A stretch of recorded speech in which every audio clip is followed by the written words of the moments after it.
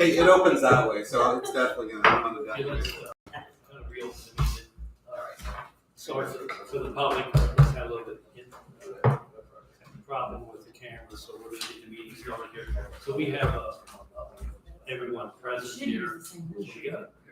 We do have a quorum, and then we'll start out with the approval of the minutes of May 13th. So I think it was passed or sent out to everyone. Does not have any corrections or additions to the minutes. So seeing none, I'll make a motion that we approve the minutes of May 13th. Second. Darrell seconds, so all in favor, say aye. Aye. Anyone opposed? So, I guess Judge Burkamp, you're ready, you maybe. Well, good evening. Good evening. So here tonight, ISING has already advertised for additional appropriations and asking the council to approve the same. There's two, one, our interpreter and expert witness fund is actually in the negative already. We completed that fund, and then the juror pay. We have a jury trial starting Wednesday, and then another one first part of July, which will completely deplete that fund as well. Okay. So we're asking for So you're asking for. additional appropriations. So I have jury pay 50,000, and I have the psychiatric and witness or interpreter services 25,000. So any questions or for the judge right now on those two items? I have one question about the interpreter service. Do you have to get more than Spanish interpreters nowadays? We have been using interpreters. It's just amazing in southern Indiana how many different types of languages I've had to use since I'm on the bench. Russian, Somali with an Arabic accent, Sudanese with an Arabic accent, Mandarin. Guatemalans that speak. But here lately, one of the big expenses we've had is there's a population in the community that they're from Guatemala and or Mexico right along the border that don't even speak Spanish. It's a Mayan tribal language. And right now we're using an interpreter for, it's called Conjugal. Conjugal and Zotzil are the two that we've been using, but Conjugal, we've been having to use an interpreter from UC Davis. Who's quoted as a professor there has been doing our interpreting. Before that was an individual out of New York City. So they're very hard to come by and they're not necessarily cheap. I wonder what you guys do. Do they have to be on site, or is it like through a language line that you can call, call? Well, we have the Supreme Court provides each county with language line, and they have most languages available to us. But those two Mayan dialects are That's not pretty available. specific. So the other ones, the Russian, we can get by, it's at no cost to the county because it's provided by the Supreme Court.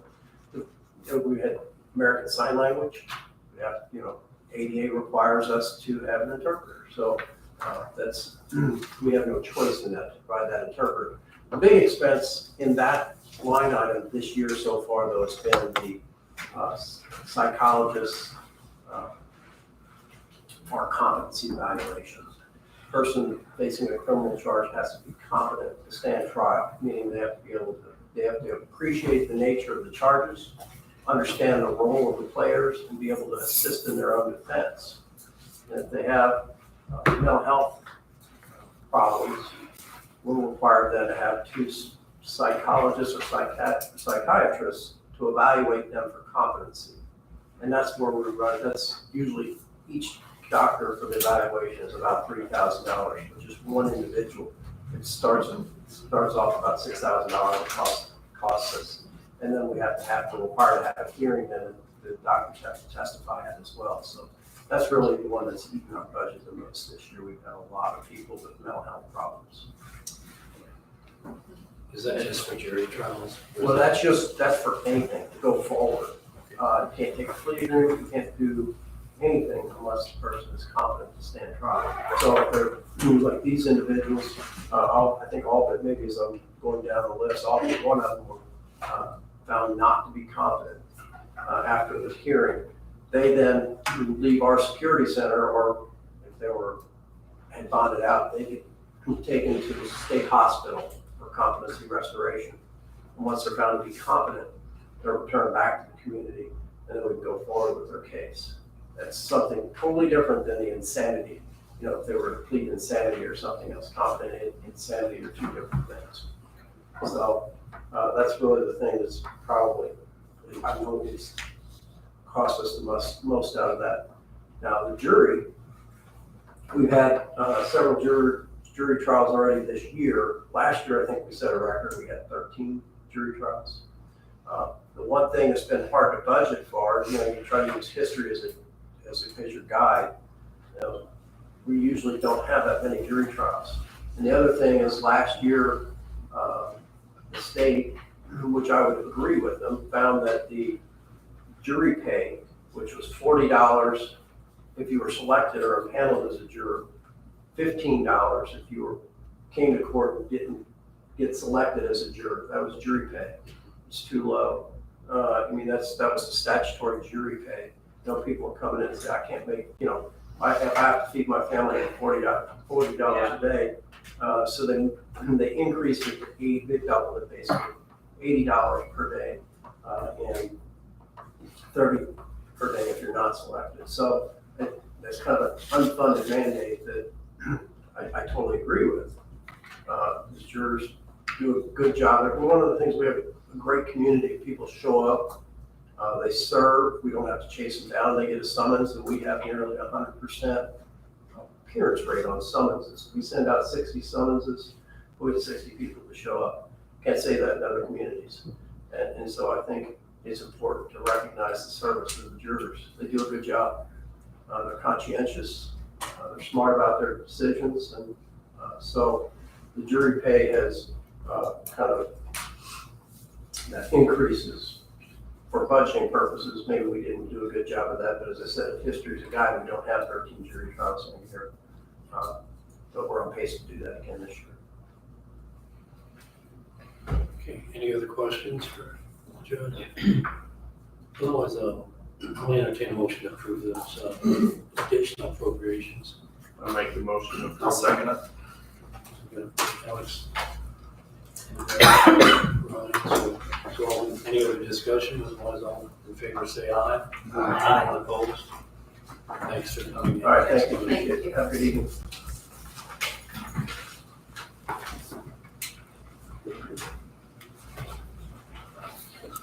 So, Brett, you ready? Yep. Sure.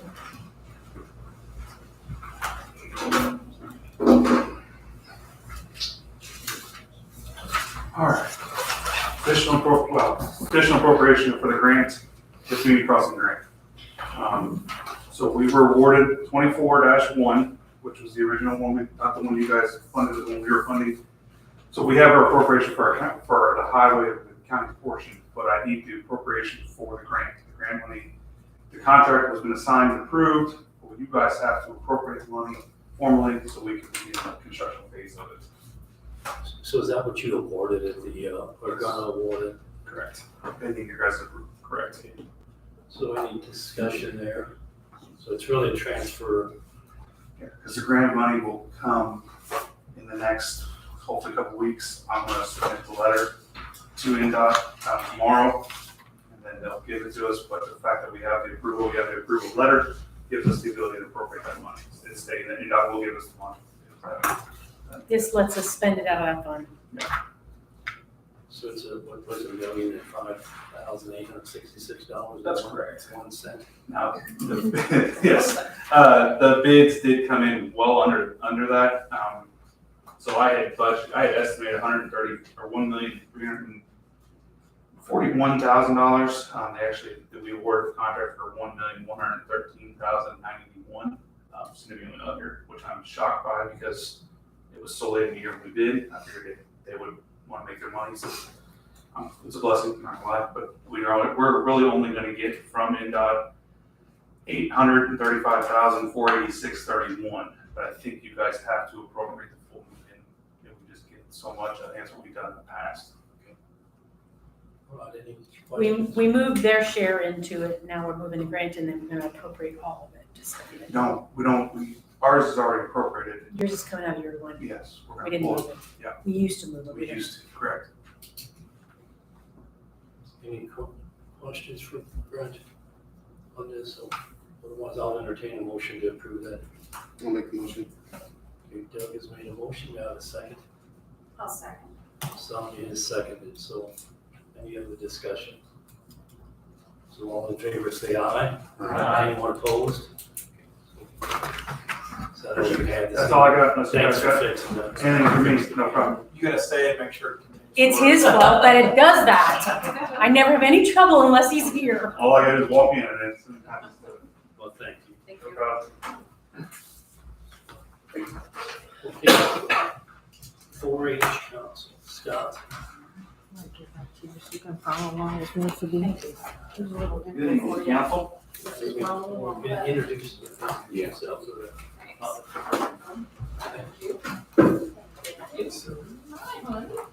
Just to follow along a little bit, right? Okay. All right, I'm Scott Schnell, I'm on the 4-H council, been there 3 years. Carson Kaiser, superintendent of 4-H Fairgrounds. Chad himself, the chair of the buildings and grounds committee. Thank you. Thank you guys for taking the time to see me. So we are here to make a couple of requests. First of all, we want to thank everyone for everything they've done in the past, especially funding the new equipment. It was greatly needed. Carson and the assistant superintendent, I can say it's greatly appreciated. It's working well. It's taking it's a lot more efficient and a heck of a lot safer than some of the stuff that was out there. As you know, 4-H has got we're about 750 kids strong enrolled in that. The fairgrounds does get used a lot. We're out there in the evenings. There's a lot of things going on out there. People are walking, riding bikes, all kinds of things. If you guys go to your folder that Cerise passed out, the top page should be an Excel spreadsheet in landscape. And we've just got limited time here, so we won't get into the weeds too far into this. This is the package. You guys can take those home. But you can see there, those are some of the in-kind donations we've had in years, kind of the estimated costs, the need and the issue it resolved. Just like the first one up there, it was done in 2023. We added a second entrance to the grandstand, so that greatly improved safety. We only really had one way in and one way out, so if vehicles were coming in for a tractor pull or whatever, and we had to check them in, and then EMS or fire had to get in or get out, then it was all choked up. So that estimate, and these things were no cost to the county or the council or anybody, or to the county council. So that estimate, we estimated between the pipe and the stone and the equipment to remove the trees and all that stuff was about $75,000. And you can see some of them down through there. We got one of them, 2003, we had a 4-H family came out and spent 6 hours staining the swine and cattle, the wood on the swine and cattle barn. And then, so they range anywhere from 150 to 75,000. There's many more. It's just, those were the ones that we had generated recently. The second page you're gonna have there is a 4-H Common Council expense analysis.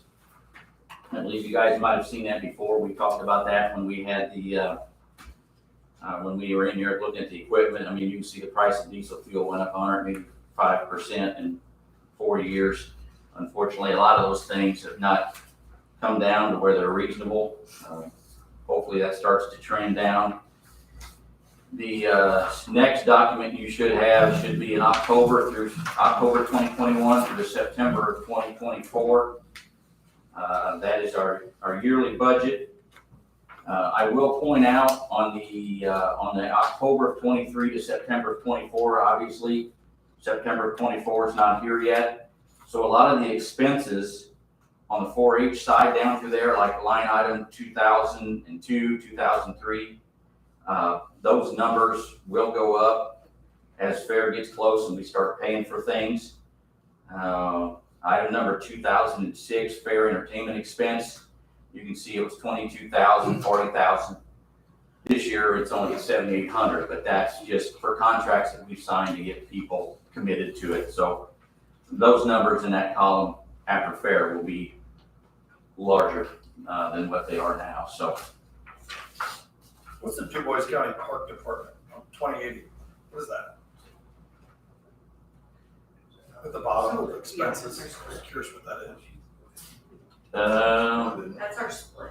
yeah, That's the split between us and the department. well, yeah.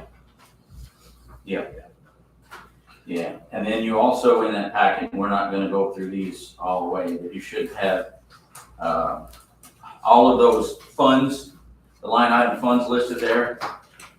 We have a new treasurer and it is quite a blessing.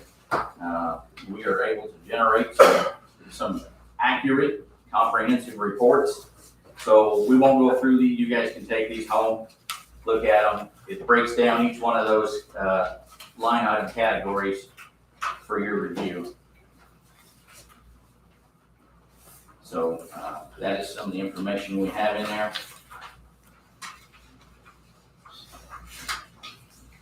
So then kind of circling back around then. So the treasurer of the county, Pardon? who's the new treasurer of the? Mariah Alexander. Well, thank you. Yeah, she's employed at German American Bank, yep. So she has stepped up in the last 2 months or so and really done a great job for us. We had some trouble getting reports and numbers before, and now they are in front of you. So we appreciate those efforts greatly. So, getting back then, circling back around to funding, as President Kleesner was out at the facility Super Bowl Sunday, I think we determined. Commissioner Blessinger was out there. We spent a couple hours walking around, and at this time we are asking for $125,000 for repairs to the swine barn. This would be a budgeted expense for 2025. The swine barn, the west side of it is in very poor condition. From the wood post up, the trusses are in good shape. It needs some work on the south side. The big door on the south side, some of that needs some work. But the west side is going to fall down the hill, to be honest. If you guys don't know, when you pull into the fairgrounds, first big building by the flagpoles, the Clover Pavilion, when you go around to the left side of it, that is the swine barn. It's right next to the steep hill as you go down toward the horse barn. We've got some quotes for that work, and that's kind of where we're at with that. They were under 100,000, but we would request 125 simply because traditionally concrete things go up. And while we don't anticipate that 125,000, if we have it budgeted and appropriated, if we only say 100 and bids come in a little bit higher, then we're coming back or whatever. So that's the reason we are heading that way with it.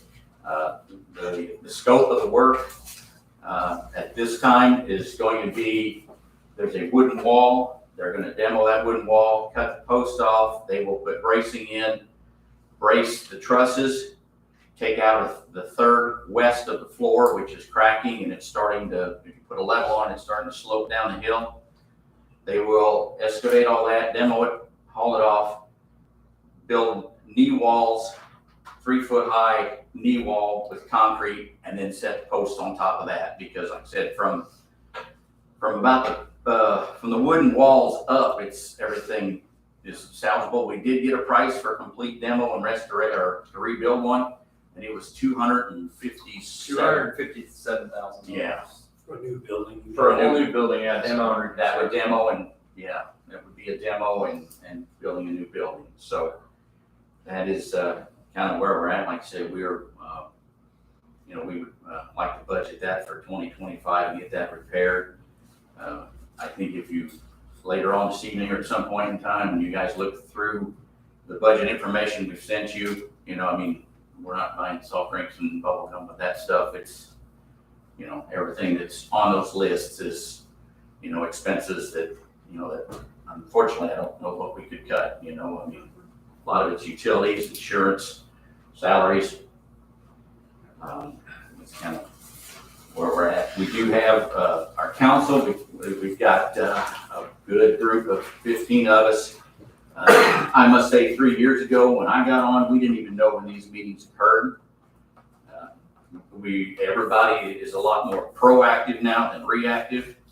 For the longest time, things were just kind of hanging, but everybody's going after it. We've got a gentleman on the council that is well versed in grants. He is looking at them. Currently, he's working on one to replace all the lighting, those big midway halogen lights, try and get something more energy efficient. So I guess that's no pun intended, he's currently working on lighting. Yeah, so he's well versed in that. Unfortunately, he's done some looking. There aren't really a lot of grants. He hasn't found any that are for like general maintenance, so to speak, like the project we're talking about. But we are moving forward with that kind of stuff. It does take about $300,000 you'll see in there to operate on this. Your allocation, you guys have asked before, kind of what we do with that money, all that information's in there. Out of your 125, we rely heavily on the donations, as well as, donations of equipment, time, in that spreadsheet that I had on the top of the page there for you. Most of that 125, you guys will see as you go through there, will be salaries, and insurance is a big chunk of that, what we receive from you guys. Do you all feel pretty comfortable with, those repairs that would be made, that would last a long time? I think you mentioned the cost of raising that and then putting something else up, which would be about double the cost. It's just asking, didn't know if you'd run back into something you thought sooner than later, or? I don't think so. I believe from the east side of the building is not near as bad. It's showing some signs of stress, but it's not near like the west side. How long has that particular building been where it is now? 68. Okay. Our historian, Just curious. My name's Ed Beglin, I'm president. The 5 main buildings, the Clover Pavilion, the cattle barn, the hog barn, EB1 and EB2, were all built when those fairgrounds were put in there in the late 60s. So roughly 68, 69, right in that range. So they've got a lot of age on them. The nice thing about the posts that they used at that point, they actually used true creosote. Where, let's face it, the treated posts you get nowadays, they don't last. But, we're 55-year-old buildings, and if you don't keep up on it, which is what happened in the past, this is where we run into. And have we had any major repairs like this? This is my going into my second year here on the council, so I didn't know. Have we done anything like this? As far as major renovations, I mean, that's a long time to have. We might have done some painting or some roofing or. Right. Yeah, just trying to keep the insides dry from the outside. yeah. But as There was far some as, significant painting that went on, there was roof repair and painting that went on like 3 or 4 years ago. Yes, right? sir, we changed the Okay. color, but that's been a few more years now. Yeah, they Yeah. painted all the buildings, the gray and white. That's what I was gonna say, I thought that was done here. Yeah. It really made things look nice, and if they need to. That's a question I got. So I got some 1968 circle buildings at my farm. And Ed's right, they're treated differently, last better, but what I'm starting to see is carpenter beads. Have you guys inspected those trusses pretty closely? They've really weakened stuff when that treatment kind of wears off. I have not been up that way. I haven't seen any carpenter bees out there, surprisingly, because I've got them at my place at home. And it's pretty bad in my barns, but out there, I really haven't had any issues with any carpenter bees. Because I see shavings falling on like rafters, and really a windstorm can tear that down. But that's right, that they were treated differently back then. So. And it's getting to the point where that building's getting to be a safety liability. Yeah, the posts around the bottoms are really just starting to rot. Yeah. And I think if we put them on that new wall, they're gonna be out of the elements more and out of, where we washed that building down quite a bit. and When you say knee wall, you mean a stem wall, footer, and break formed around 2 to 3 foot high around the perimeter. Yes. Yeah, there'll be a footer and then there'll be a wall 3 foot above the floor elevation, and then we'll cut the posts off and set it back down on top of that. That's what it would be. Yeah, that's probably some of the worst. I mean, the fact that it's hog manure plus the elements is tough on that lumber. Sure. I've got another question too. You all had mentioned someone being well versed in grants, which I think is great having somebody out there looking for that. Are there other opportunities that I'm not aware of for the council to raise money in other ways, or are there other opportunities that are out there? I mean, I know you have all the wonderful buildings that you all talk about, and I'm very familiar with Fairweed, but are there other year-round opportunities or money-making And we opportunities, I guess? discussed, yeah, I said with this group here, yeah, we've discussed car shows, home shows, We've yeah, had several Yeah. fundraisers and we continue to have them. And, Yeah. We've had other organizations that have helped us tremendously too, so. we do some building rentals as well. yeah. And And Four it's- Rivers yeah. uses most of the buildings out there for their craft show. Yeah. And then we just had Dairy Days out there. And you'll see those numbers as far as rentals will be on the spreadsheet or the documents you guys got if you Okay. look through it at your time. But yeah, we've tossed around some other ideas and, like I said, car shows, home shows, getting things out there more often, so. But there's this time of year, even in the winter, when's the craft shows at fall or spring? It's in October. Okay. Yeah. But, this time of year, there's all kinds of livestock shows almost every weekend out there, so. So Scott, is this your total ask for the year? Pardon? Is this your total ask for the year of the 125,000? No, that would be so it would be a, 125,000 for the building repair. And then as second part of our conversation here this evening, we currently get 125,000 from the council. And we were at 145,000 at one point in time, and everybody was asked to cut back.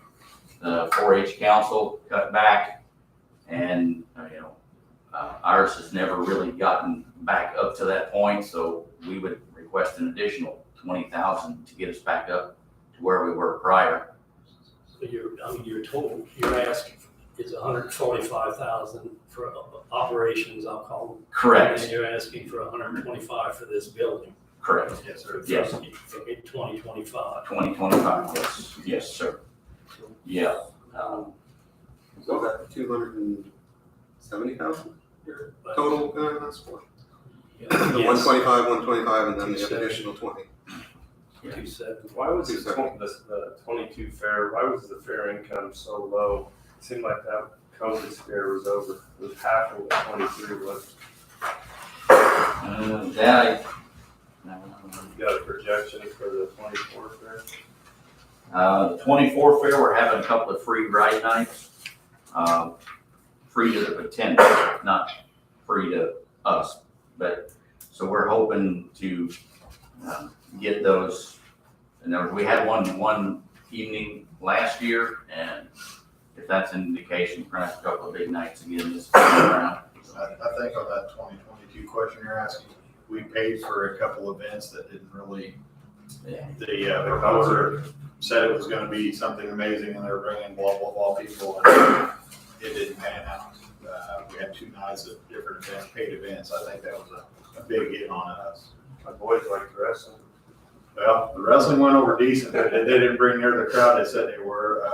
And the other was at, I don't remember what it was called, the fellers in the kilts throwing. Highland Games. Highland Games, yeah. Yeah. Okay. And it was interesting, but in the same token, it was like watching paint dry because it was just long and drawn out and you lost a And you lot. can't predict the weather, so. Right, and it was very hot. Yeah. We are putting on a lot of our own events this year to save money with promoters. We're doing a lot of our own, we're doing the mud bog, the tough truck, the ATV rodeo, and we put on the tractor pull as well. So I think the only really paid event down on the grandstand would be flat tracks. Okay. So Yeah. We're trying to save everything we can in that aspect, and make everything we can. So you guys were asking about the disparity between the 2 years as far as the fair income goes. And what Mariah was just telling me with our past treasurer, there were some things, it was all there, it was just that some things were applied over here that should have been applied over here. So that should have been a little more leveled out in that respect. They were just applied to the wrong. It's where the year falls for us, for September to October. And she would add it to the next year, when really it should have been on the last year. So no accrual accounting, basically. Well, you could look at storage income, grounds rental income, and donations are the three major ones that went way up and way down after 23. Well, this is, it's a big ask. Yes, This year. I agree, yeah, wonder we agree. in future years, I mean, in 2026, you see, I mean, this 125 hopefully would drop off. I mean, that's not something, there's another building there that's gonna. No, make I issues. think, we get this 125 and get this swine barn addressed, we should be good for a long time. Yeah, to my knowledge, the rest of the buildings are in pretty good shape here. I mean, they always require maintenance, but nothing to this extent. Yeah. Well, what about the drivers, the over-the-road driver training, and, is that still going on, or do you Yes. get any income off of that? We do. Yeah, I forget what it is. It's, Through Ivy Tech. yeah, the idea. What is the income every Yeah. year? It's $2,200 a session per class. per So class. every 6 to 8 weeks is $2,300 we get from those That individuals. you get it? Yes, sir. Yeah, they're great week classes. That's good. I don't know any other company, I think we have to address this at budget time. I don't, we're not gonna make a decision tonight, but No. Yeah, and like I said, we were hoping for the 2025. appreciate, you coming in and explaining it here to us. Yeah. I mean, I know I see what you're saying out there. I mean, my opinion is you can't let that building go in too much longer, because then we're gonna, like you say, we got liability there. Yeah. So I put their bolt in there, and then the roof's laying on it. Yeah.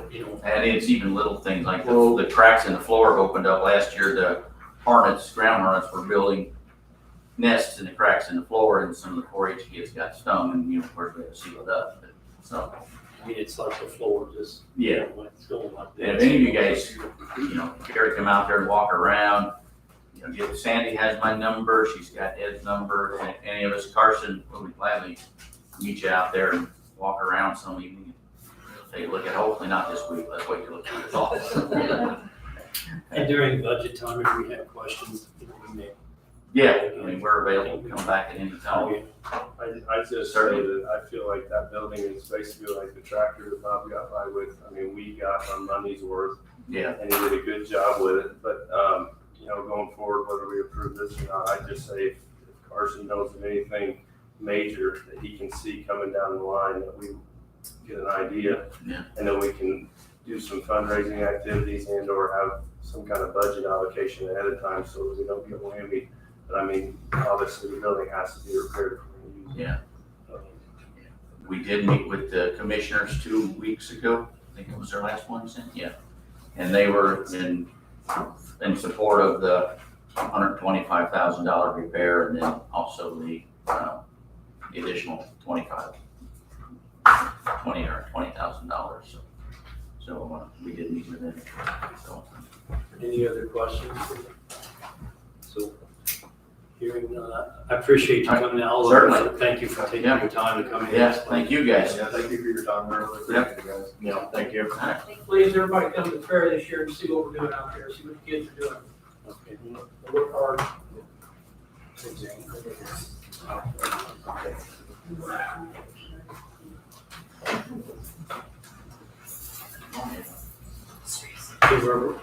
We're running a little late here,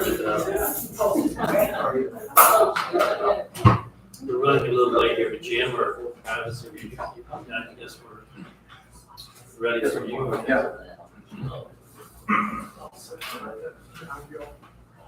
So, Travis McQueen, Honeyburg Airport Manager, Nick Kalskowski with, sorry, I butchered your last name, Nick. Sorry.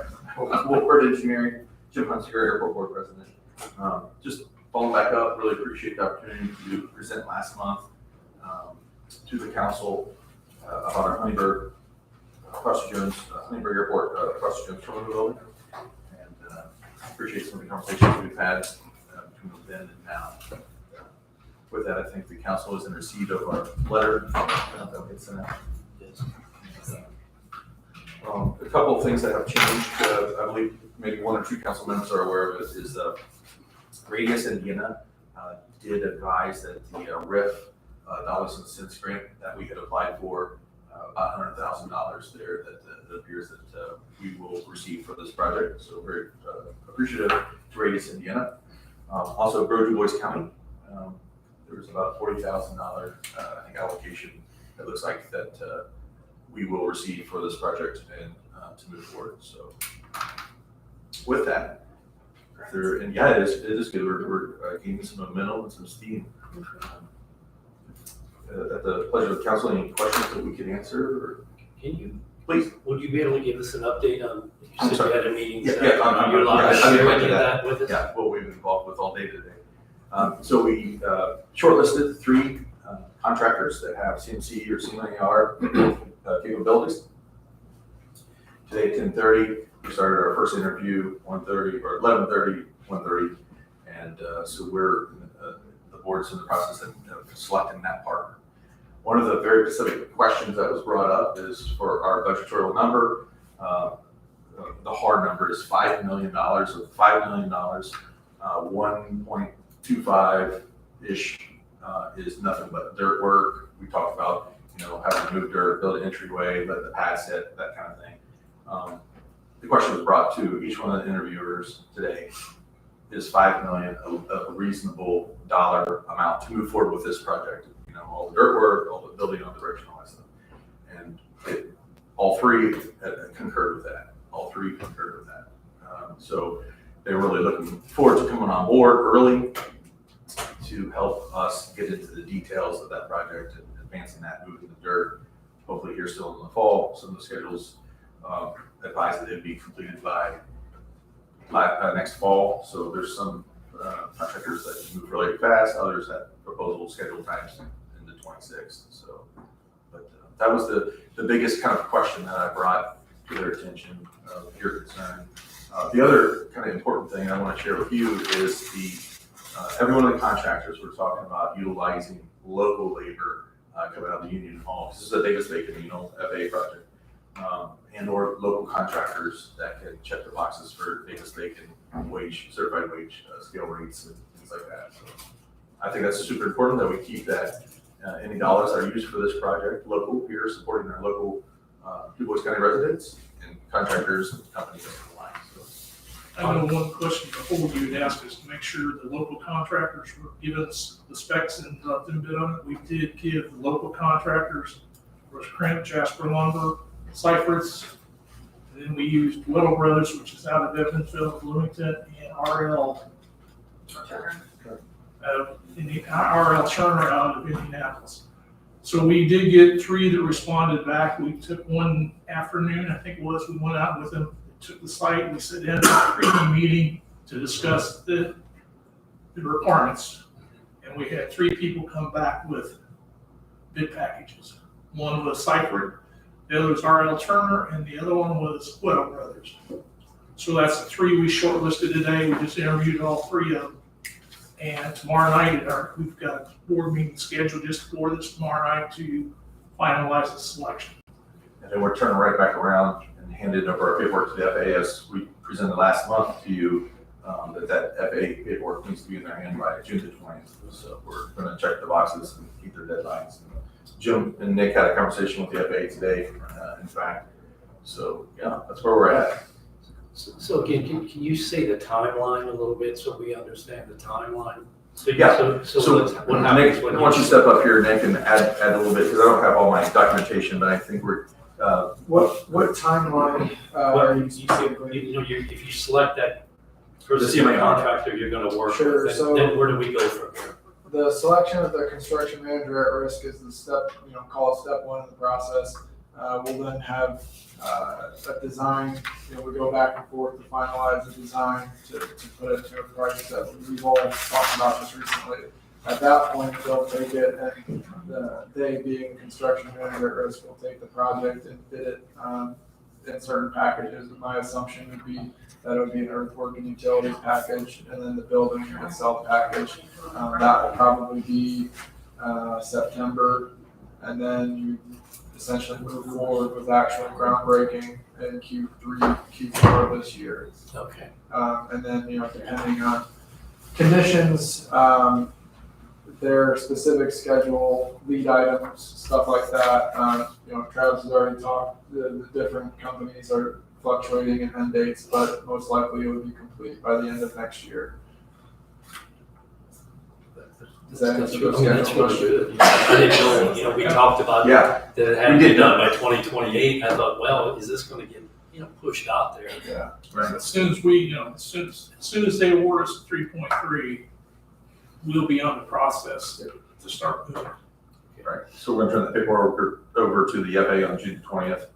Then we should see something probably within 30 days from the FAA of actually the real grant received. And hopefully we're looking at the September, November timeframe. We'll get the dirt work in, so then it can lay 4 months. Next spring, we can start working on construction. Where's that build? Do you have a good feeling that the FAA is gonna give you, the airport, are they gonna give you the money, or is this gonna be spoon-fed to you? That's fair. That's a fair question. From all the drama we dealt with and since 2019 till this date, with the cost overruns and all the drama. Yeah, on the that's what he's referencing. So yeah, once we get the paperwork to the FAA, Mike, they'll make a grant offer to us, and then we'll go through our legal process with our legal counsel, and then it's just simply a matter of just pulling down off that grant as the construction moves forward. Okay. Is that right, Nick? Okay. Think of it as a pass-through. Yeah, we don't technically receive $3.3 million in any shape or form all lump sum. It's as you move forward with the project and you got expenses for the month that you're all familiar with doing the claims, that we have to do the same process at the airport. We got a claim for the contractor for this section of work they did, and then it gets submitted. The feds reimburses the funding, but we have to front the money, the cash difference. So I guess for the architect, you're saying you're gonna take that and possibly rework the plan. You showed me the plans and the specs are more or less. Possibly, yeah. That's a good word to use. I mean, they will allow you to make some changes. Yeah. To possibly save money. Yep, there's the period between now and bidding to where we would tailor it to fit the price tag that we all need it to be. Okay. And we've already done some of that today. They made some, 3 that presented today. Yeah. They've already made some ideas or have developed some ideas where there could be money saved at. Right. They presented them, and then that's part of what we went through on the selection process today. Well, that's good. It is. That's the whole part of this CMR process is the way we're going is to make it as negotiate as actively as they can, come up with things that will improve the price. So that's part of that whole process. Did they seem acceptable? You're probably the person to ask that. Yeah, Some that's of what I these was suggestions seems acceptable. Yeah, all of to them you? seemed reasonable. There were a couple of good ones in there. And then some that you just have to weigh the decision on. Yeah, you might get a cheaper cost up front, but what's the negatives in the long term? Those are decisions that the board would make upon suggestion of the contractor. They just have to decide at that point. Yeah. And there was, what do we have today? 6 different individuals that scored. Yep. That scored, including, of course, Becky was involved in that as well. Both interviewing and then scoring each, interviewee. Well, I think, I appreciate you all taking time, to take time with the council. I think we went out in a couple groups, I went out by myself, but, to understand the project and understand your needs. Yeah. And,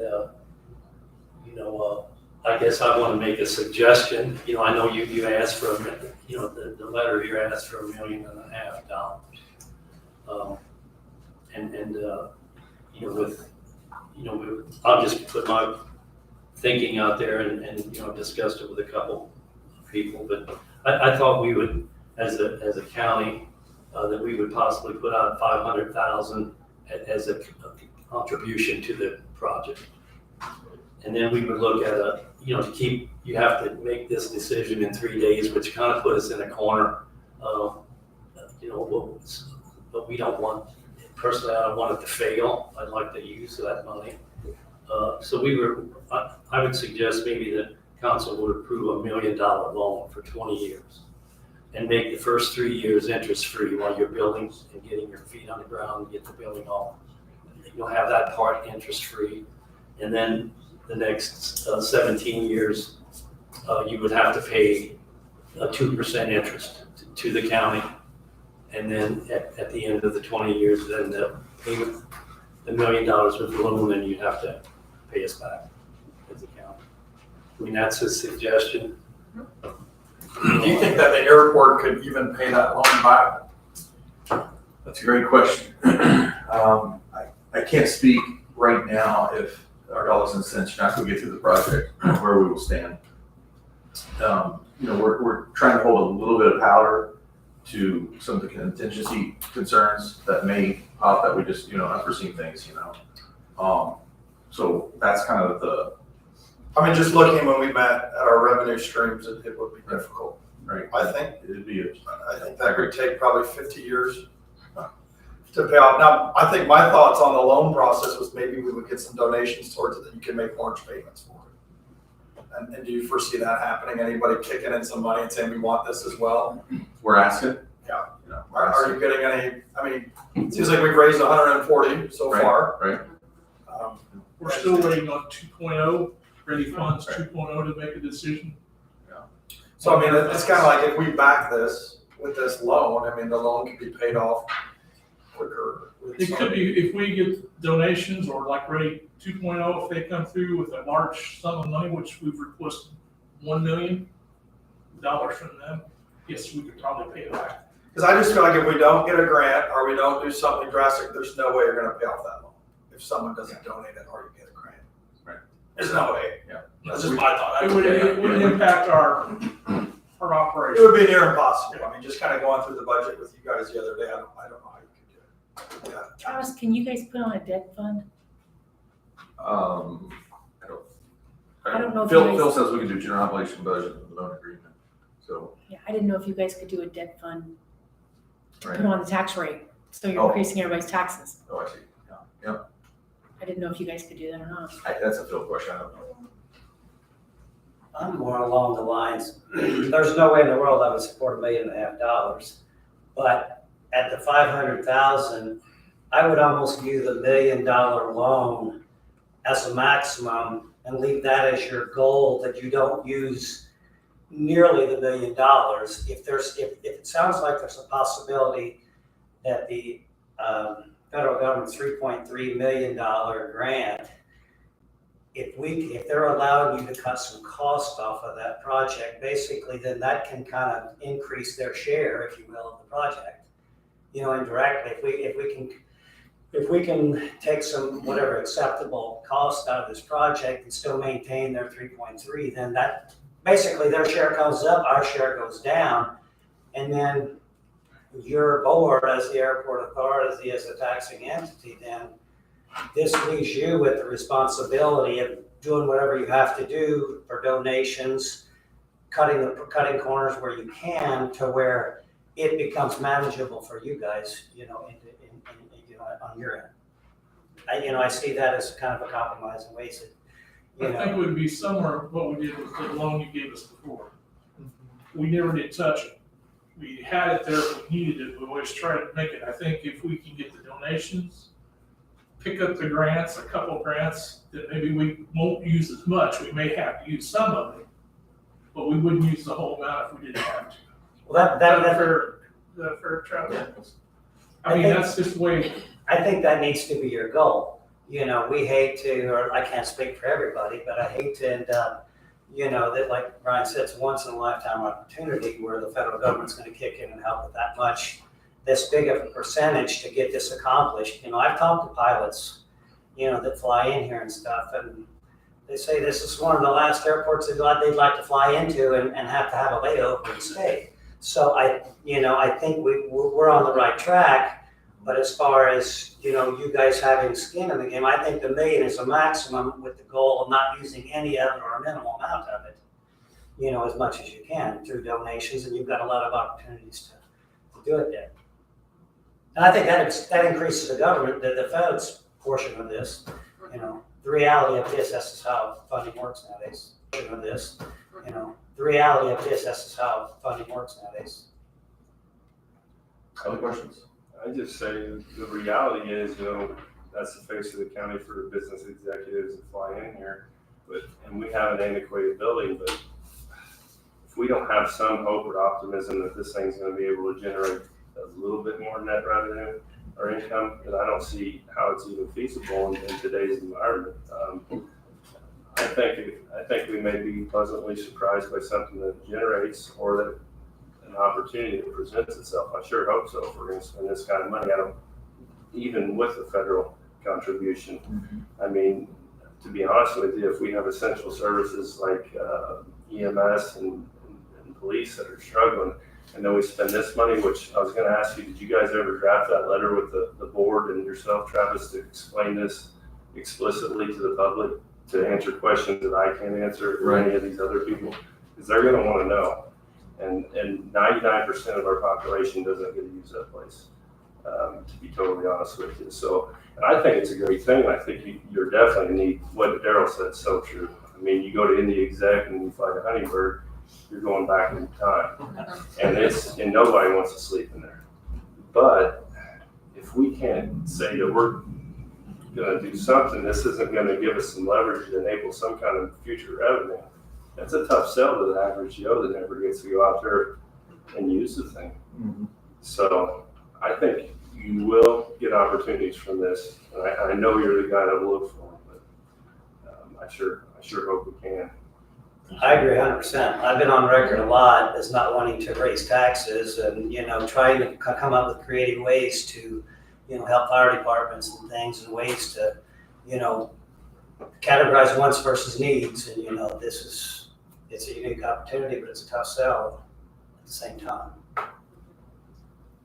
But you are going to make a release of some sort to the public? Yeah, we had kind of worked on that letter to send over to you guys sort of with that creative thought in mind that was sent to the council from Mike Cummings was actually the person that in that he was trying to address some of your public concerns for you. So hopefully you can use that as kind of to respond to any some of the concerns that the public may bring to your attention as well. Because I mean the dollars, you know, you see the letter out. Go ahead. I was gonna say, I could probably help a little bit with your concern, I guess, Daryl and Alex, and probably a lot of the other ones that you're probably thinking the airport, and, you know, you can interrupt me, but I think I'm speaking, to what the board is probably, thinking as well. So NDOT performed a study, economic development study, which I'm sure you've all received. Travis and Jim probably sent it to you, but, generally speaking, the economic output on an annual basis at the airport drives this community is around $20 million. That's, you know, local communities of those that fly in and out of the airport. So in one shape or another, the airport's responsible for that economic contribution to the community. Now, if you compare that with your proposal of a 20-year loan, well, you can do the math on that and, you know, evaluate how much economic contribution the airport would actually put to the community. Now, does the airport create enough revenue to repay that loan? I'm not in a position to say that, but I can say that the economic contribution that the airport puts into the region, you know, speaks for itself. So that's my 2 cents. And I'm not on the board, so. So you're saying there's black ink and you're going to be able to pay the loan back? I can't say that. I'm just telling you what the economic stimulus the airport can produce.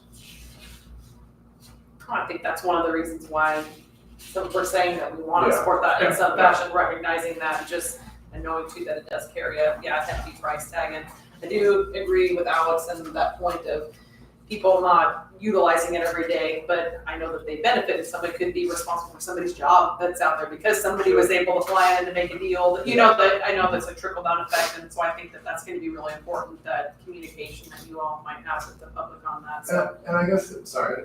No. We did work with the board and Travis to incorporate design elements of the project that would help facilitate future revenue streams, such as testing facilities, that mezzanine on the second floor, if we looked at the design, possibly hosting event spaces there. So there's additional opportunity for rental income that isn't shown in the budget currently, but there's potential. How much of a dent that would put into the loan is unforeseen, but we did think of, other avenues for revenue increases. We could compare this to the 4-H building, we just looked at, this was built in the 60s. I feel like we probably milked it for all it's worth as well. I mean, I'm sure there's problems with that and more coming as well, that probably need to be addressed. It's not ADA accessible, et cetera, yeah. Right. So, Travis, where are you gonna set up your temporary, terminal? How are you gonna do that? They got a pretty good plan for that? Yeah, so we're gonna keep using the existing terminal until that one's completed, so we don't have to, pull anything offline. Since it's totally down the road there, you don't have to pull anything up. No. It's totally separate from Sure. by itself. So really it's not really gonna impact any of our operations with new construction. My thought would be, this was just my own personal opinion about maybe a goal as far as when you're looking at the cost and trying to reduce costs. Right now, if you just do simple math, 5 million, and if the federal government's doing 3.3, basically the federal government's covering 61% of it. If you guys can trim another $450,000 somewhere along the line through donations, through reductions, cutting corners on the bill, you cut $450,000 out, that takes the government share up to 75% of the project, which, look at it from that perspective, it makes it look a lot more appealing. Just food for thought.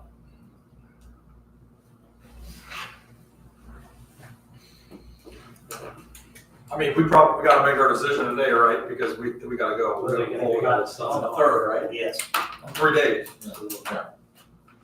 No, I think everybody's made some great comments here, so it's good to get out there on the table, but, like you say, we have to make a decision, I don't know, I mean, they need $1.5 million, you want to sign a letter, so we gotta figure out, if we're all in agreement to contribute $500,000, then, we got the $1 million we gotta figure out, so I mean, it's a terminal loan, or, I'm personally not in favor of giving, contributing more than that amount.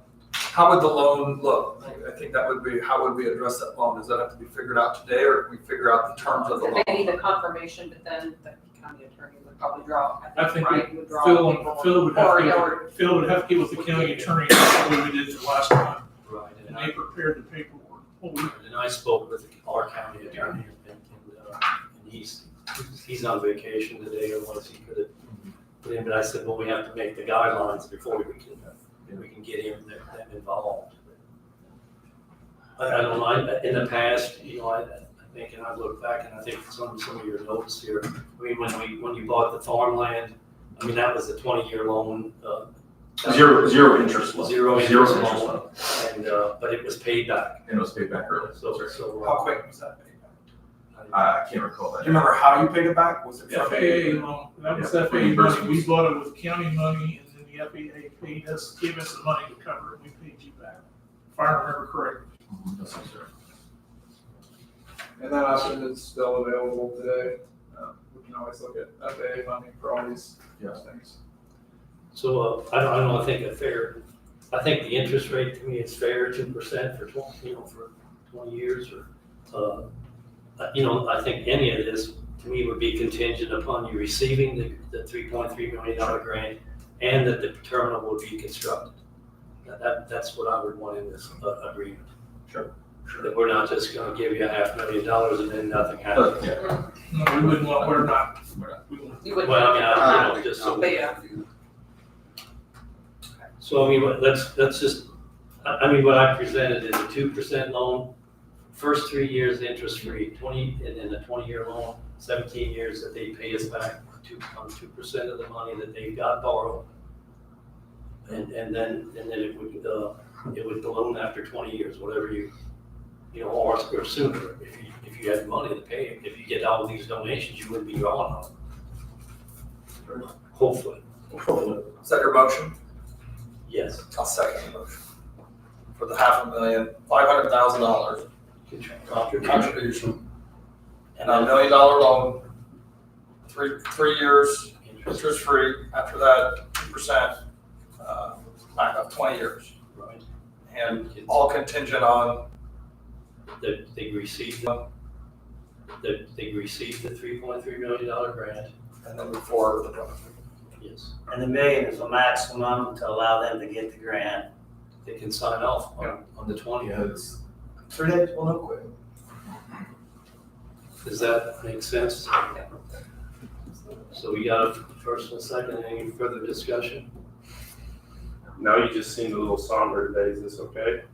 Yeah, you know, ideally, Is it something that could work? Yeah, it's something that we can move forward with the federal ask and, Good, it's not something that is even, you guys think is even possible, that. yeah, no, it just, You it know, makes things tight. I see your wheels turning, I just was curious. Yeah. We'll make it work. Yeah. we'll It's make it work. okay, Yeah, we're that not- it's okay that it's tight. That's- Get in the game, that's- they'll be. we already got Like some in the game. Airport, We they'll got stay in the game. $500,000 up in this already, we're exceeding that now, so. And we're back. Yes, yeah, that's right. So, yeah, move forward. This moves the whole project forward, yeah, and we get the federal money. So would we have a show of hands tonight, I guess, a consensus? You've got a motion and a second. So, all in favor, say aye. Aye. Anyone opposed? So, unanimous. Thank you. Thank you We really very much. appreciate it. Good luck. Thank you very much. Before they leave, you do have a letter of support for them, so. Yes. Go get some more money. Yeah, that's right. Yeah. That's the cost too. Yeah, sharpen that pencil.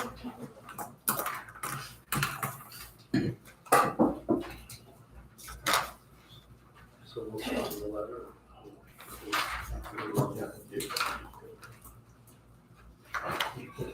You're ready to damn line. Travis, some of the people that approached you, not that I wanted to put it in that, but I was always curious on that farm, if They have, not for our farm, not for the ground. No, yeah, they have not. They have to, quite frankly, transparently, by the boat, yeah, no, they have not. They've met at our parking lot. I mean, to pay the bills. Yeah.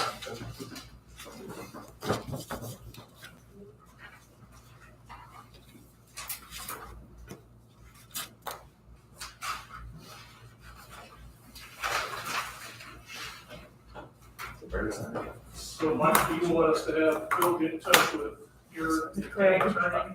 Yes, if he's on vacation this week, Greg is, Greg Schnell. He said that they would get together. If you- Okay. I'll- Can you move, We'll make see that, Phil tomorrow night, so I'll make sure. make that movement?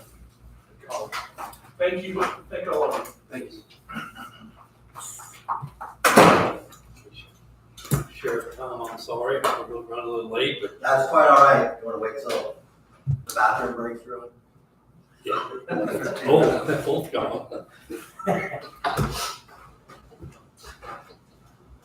Must have been a stressful decision. It's stressful for me. It's hard to know what to schedule. Pardon me? It's hard to know how to schedule things.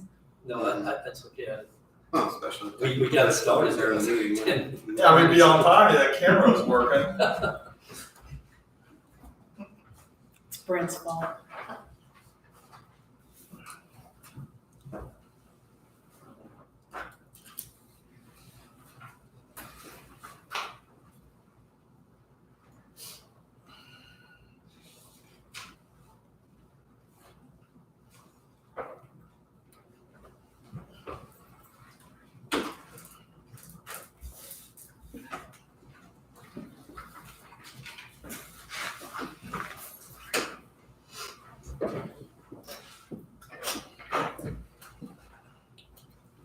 Okay. All right, ready? Thank you. I got a couple of things that I'm gonna bring up tonight. This one's a pretty simple one, I think.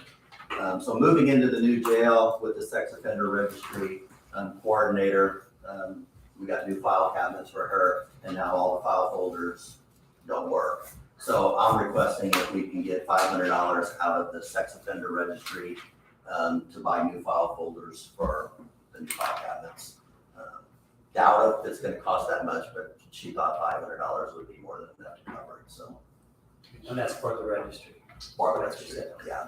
And I don't, It hasn't been advertised, so we'd have to, sure.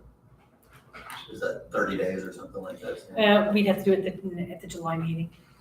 Is that sufficient or? Oh, yeah, that's no problem. We can do it another month or so. Everybody understand that? Do they have to be certain ones? I think there's some around that people are surplusing, but, I'll never look. I mean, I haven't seen any.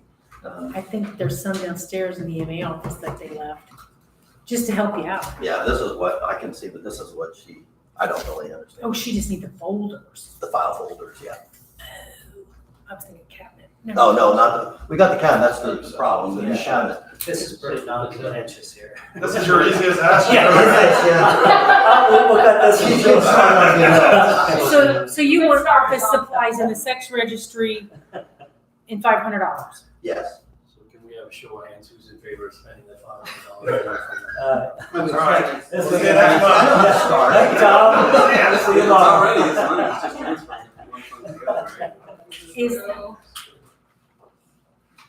Is, never mind, I answered one question. Can I help you after that?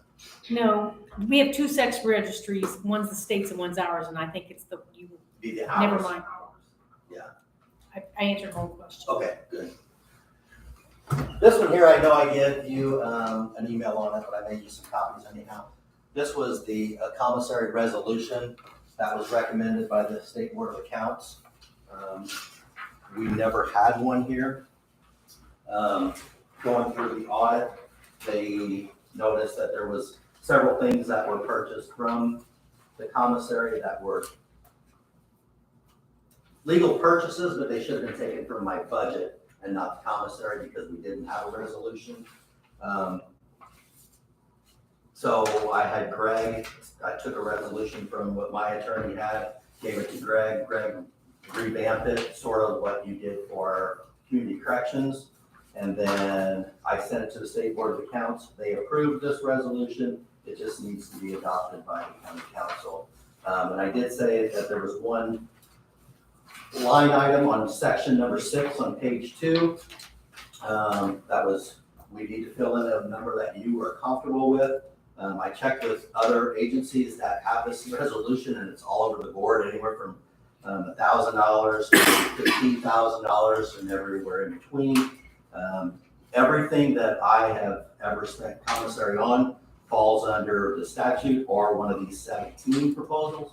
So I don't necessarily know that I need that. But when I talked to the State Board of Accounts about that, he said, well, you just never know because we can't fit everything in there. So just get a number, put a number in there.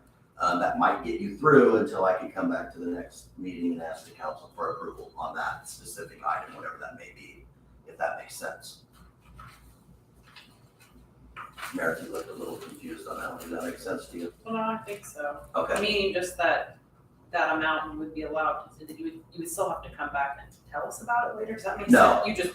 No, it would be an amount that's not covered under one of those 17 purposes. But I can't even come up with an example because Right, because you feel that they all need. they all say everything that I I purchased. think I'm fits just trying one to of think those. of what. Yeah. He just said you never know what could come up. And if you absolutely needed to get it, then get it. Maybe that would help you. And $1,000. 17 would need something, right? Because that's pretty vague, right? Anything that shall benefit the sheriff's office that does not exceed, we Yeah. need a number there. That was another number. That's what you're Those two saying numbers is would be the the 500 to whatever. Yeah, that's the range. suggested, whatever. When I was reading this, I was just trying to compare it to what was already out there, this, the statute. I mean, I don't know, for me reading, I didn't see anything that was that off. Well, I mean, so I'm just surprised why we had to have this, I guess. So the things that I have done is funeral arrangements. retirement parties, Christmas parties, anything like that is totally allowable, but they should have came out of my budget. Because the statute on the commissary does not fit those. That's where he's recommended getting a resolution, because it's always better to take what they consider non-taxpayer money versus taxpayer money. And my budget is taxpayer money, so realistically, I should have been taking that out of my budget instead of the commissary. I didn't realize that. I thought I was doing the right thing with taking it out of commissary, so it wasn't out of my budget. But he recommended, that's where the resolution has been recommended. Would we have to amend our employee policy handbook, because those are not allowed in those? Like, I can't pay for a retirement out of my budget, because it's not allowed in the handbook. A what? In the employee's handbook, our policy and procedure handbook, you're not allowed to use those expenses, because that's not allowed in that That book. was gonna be my question. I asked So, Marty for the handbook. When he says it should have come out of your budget, Yeah, it would have to be in the budget if it's allowable expense, which I can't do that now. that's why he suggested the resolution. This one's a little tougher than the last one. And I'm sure the next one's gonna be easier, but I've been giving this a lot of thought. You know, take Tom Kleinhelfer, the sheriff, out of it, and if we give a blanket resolution, who's gonna be there 3 years from now that we gave a blanket resolution for? It's not a blanket resolution.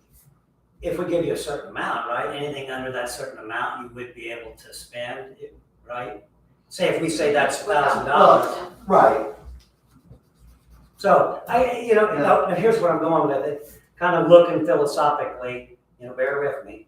You know, if, as we're elected officials, we're elected to be the fiscal body for the county and have the oversight. It's our responsibility for what you do and Sandy does and every other department does. But if we give this blanket, we're almost like relinquishing our responsibility and duty as an elected official not to provide oversight to that department. No, your oversight stays the same. You'll get the same thing from me twice a year, and it's open to you any day of the week. I don't want you to be defensive. I'm saying, thinking long term. There's complete oversight. The oversight is the same. The State Board of Accounts is still gonna audit. You're going to still get your bi-yearly reports from me that shows everything that we have. If you want more than that, I'm getting more than that. If you want to come up and look at it, it's always open to you. Now, I'm only doing this because I went 5.5 years without one, and I'm doing it now because the State Board of Accounts has said, you need one. Okay, yeah. What's our balance in there right now about, it's $5,000, is that? 300 some thousand? So, $5,000 seemed low. Do you recommend, was that as a minimum? I don't think that, it could probably, again, it's one of those, I don't know what I need. It's a big account, but if he's not paying for more than. No, I'm saying as a if minimum. expenses are only maybe 2,000 at most in a given time, why make? Well, that would not be part of the statute. I'm buying a couple of cars out of there, so that is fine. Well, I'm just saying the minimum balance of $5,000. Oh, he has to keep. Oh, it. Yeah, that's what I thought. That seemed. I misunderstood. Yeah, I thought that's sorry. what you were spending. That is what I think you guys, according to Greg, that's what you guys said for community corrections. Otherwise, it's not necessarily part of my statute. But I'm fine with that, because I have a question that's related to that, but our other departments outside of the sheriff's department, they don't have any available funds, right, for things like funeral, retirement, parties, Correct. things like that. Why is that allowed? I know it's part of the code, and you're saying anything that falls under that, I just don't understand why that is, I guess. Just because it's always been that way, or? I don't know, that's what that's what Okay. we do, and it always just came from the commissary. Mhm. And that's how it was when I took over. I don't know how it was before that, but I kind of just fell under that same premise of the former sheriff. And this was the first time that I've been audited And that's, again, that's what he said, is he stressed that numerous times, you've gotta get a resolution. Because they had questions and they came to me and we cleared everything up. But he said, It only helps. the you, amount right? of time that we spent, that they spent, and I spent trying to clear all this up, would have been taken care of if the resolution was in order. So you'll be able to do that stuff through your budget account? Commissary. Just. If this gets approved. Right, so right now you can't use this for funeral expenses, funeral party or Christmas Right. parties or anything like that. With this, you would, Yes. that'd be able Up to to do a certain up amount. to a certain, right, No. up to, No, that would be covered under, But that was under section 6. well, it is under section 6.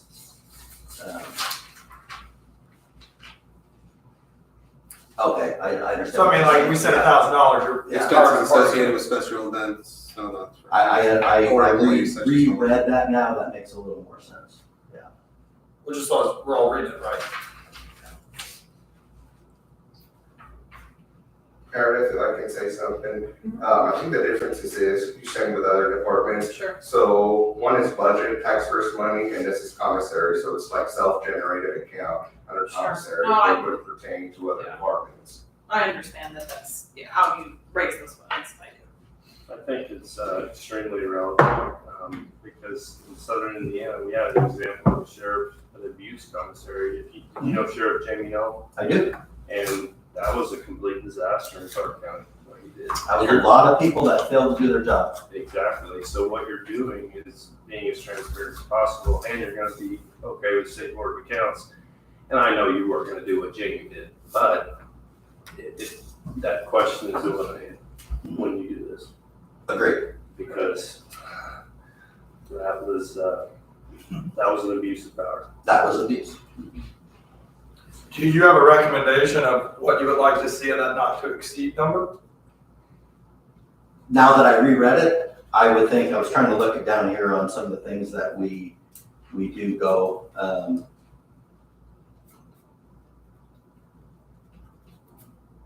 the one thing that did pop in my head now that Sandy said it too, that we noticed was not in the county policy is every year we have the Sheriff's Association conference in French Lick, and we always buy hotels there's 4 of us that usually go to it, our command staff, and we can't stay in a hotel because it's within 50 miles. So, To use it out of this fund? Which, I always have. but you still could, as long as we just approved it. Right. Correct, so. Yeah, because that's probably your biggest one, that's probably, damn, it's expensive up there. Probably, yeah, that's the one that just came to my mind, and, Now, you could, if the commissioners exempted it and allowed it, but then it would come out of your budget. It wouldn't have to come out of the commissary. It hasn't come out of your budget. No. You've always paid for it. Out of commissary.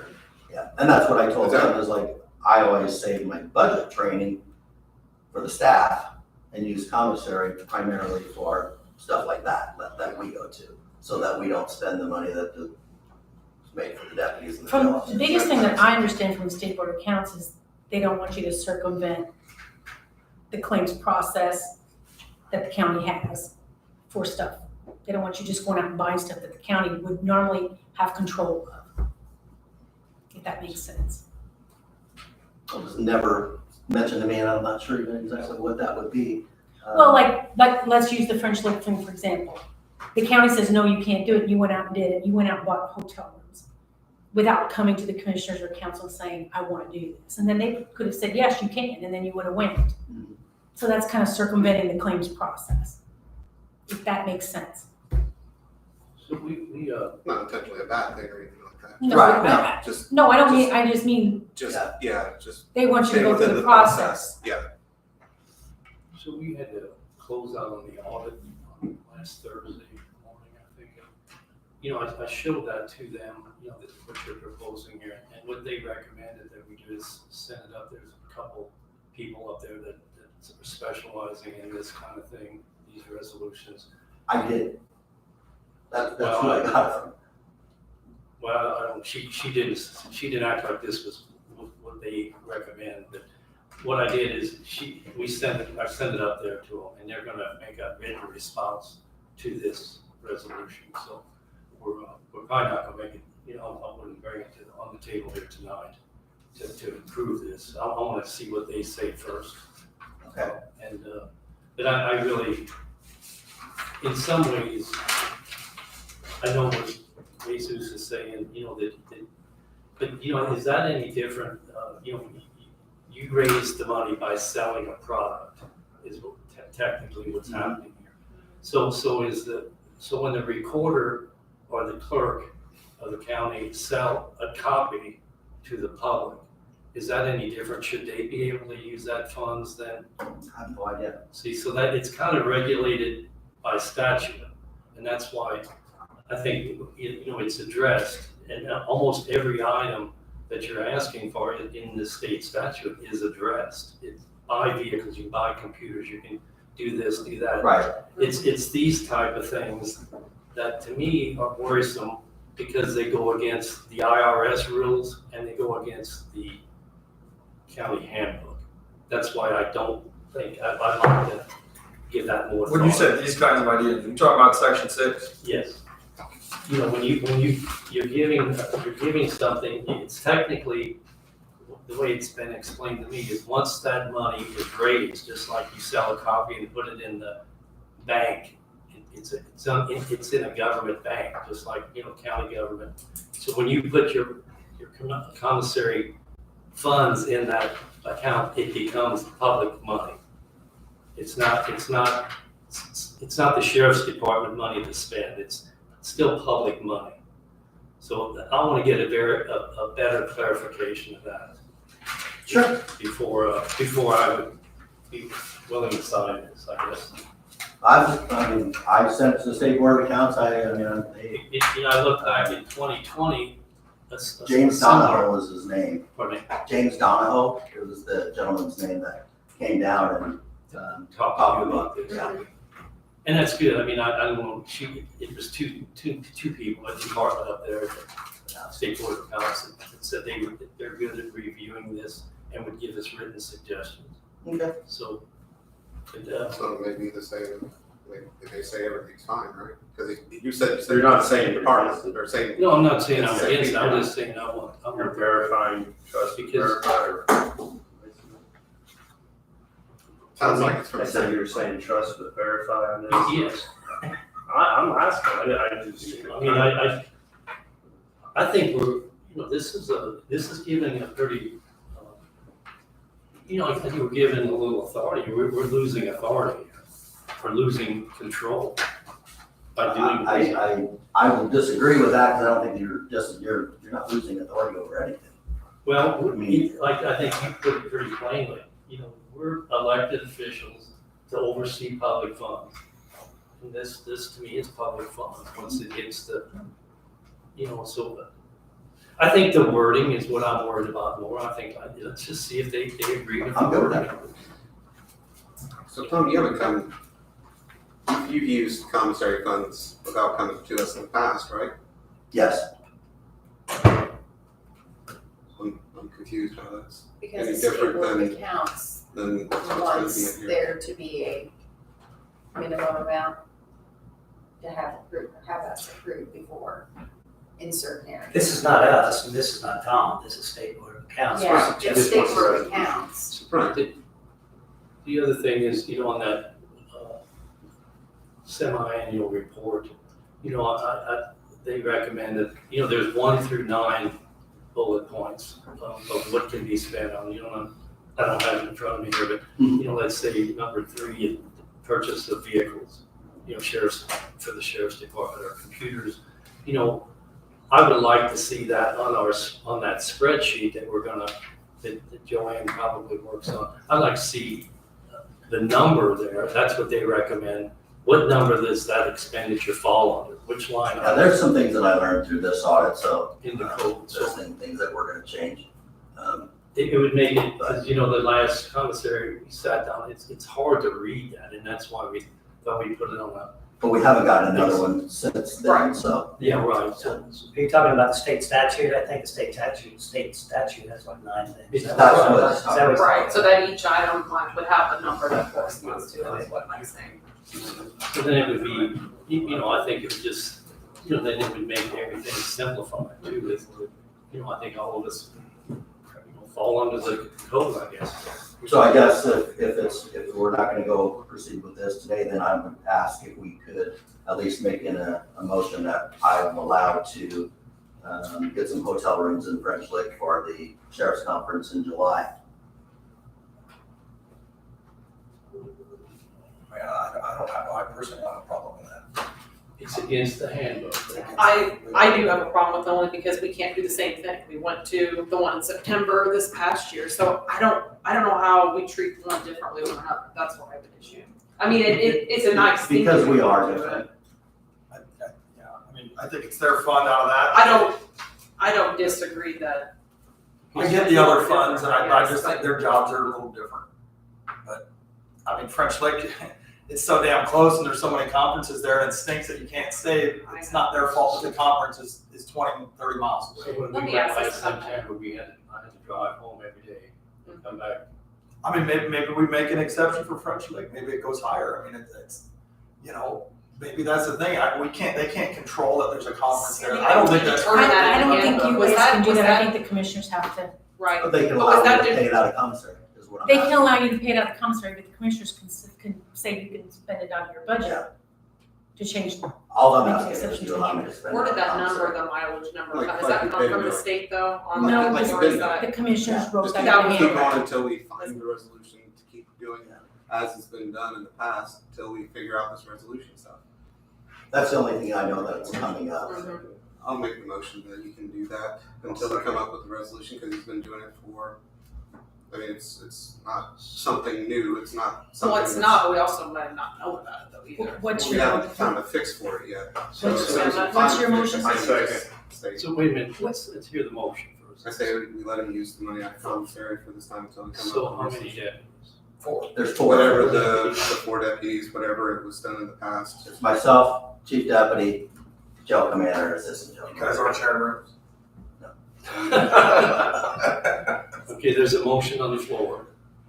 motion to use the commissary, I didn't catch that, sorry. Commissary funds to pay for 4 hotel rooms at the French Lick Sheriff's Conference in September. Okay. Is it just the rooms, or is it the? No, it's just the rooms. The conference is fine, I can pay that. I second it. Okay, so any other further, there's a first and a second on the floor. So 4 rooms in July, right? It is July, I'm not Oh, I quite see. 100% sure it's date, but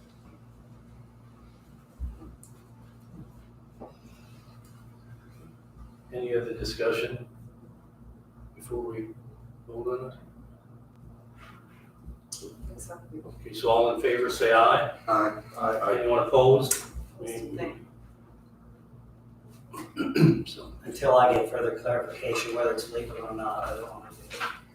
So 3, It would be legal if we approve it. Yeah. I mean, that's the thing. But it's against the handbook. So what do we do, what do we set precedent for? that's the whole key of what we're saying is just if it's approved here, then It's not against the handbook, because he's using his commissary. It would be against the handbook if you. you use still the have to general follow fund. the handbook when you spend money out of commissary. is what No, I you think. do not. What I think, that's what I've understood the state board of accounts to say. That's what the resolution is for. That is the whole part of getting the resolution, so. that When I read that there I haven't was- seen the resolution. He can do anything with he wants with that money, and if it's not anything on that list, he can still do anything with it if we approve it. That's as I read it. okay, so. That's the same thing as the statute. To that limit. Well, I mean, the actual statute that has the 9. Oh, yeah. You can approve whatever is not listed in one of those 9. The resolution just listed some other things that are typical expenses from people's commissary. So that instead of coming to the council every month to say, hey, can I spend commissary to have a retirement party for a deputy that's retired after 30 years, now I can just do that without, it still goes into my books, it still gets oversight by you all, it still gets oversight by the State Board of Accounts, nothing like that changes. Only thing that changes is that I don't have to get on the agenda to come in You just here wanna come each month and Every see month. on the body yearly, as you called it. and ask for things that are typically purchased out there. I think that it should go higher, that we should talk to commissioners about exceptions at French Lake in that mile radius, because there's a lot of conferences there. Just my 10 cents on that. Well, I know it used to be 75 miles, so you couldn't even stay at Bloomington, but then they lowered it to 50 the last time they did the handbook.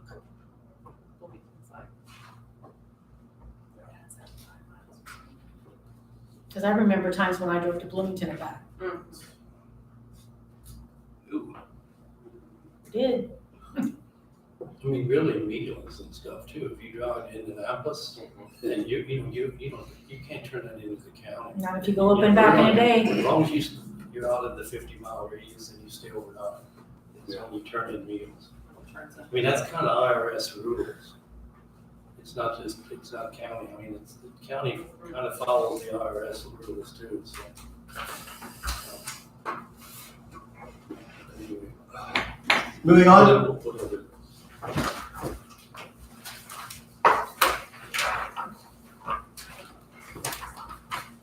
This one's gonna be much easier. This one is courthouse security.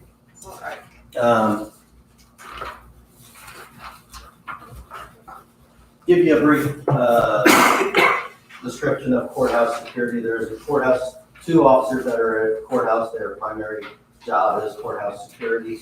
There's also a courthouse security team that is by statute falls under the circuit court judge that forms that team. So this has been an ongoing issue for several years about security and probably the lack thereof in our courthouse and annex building.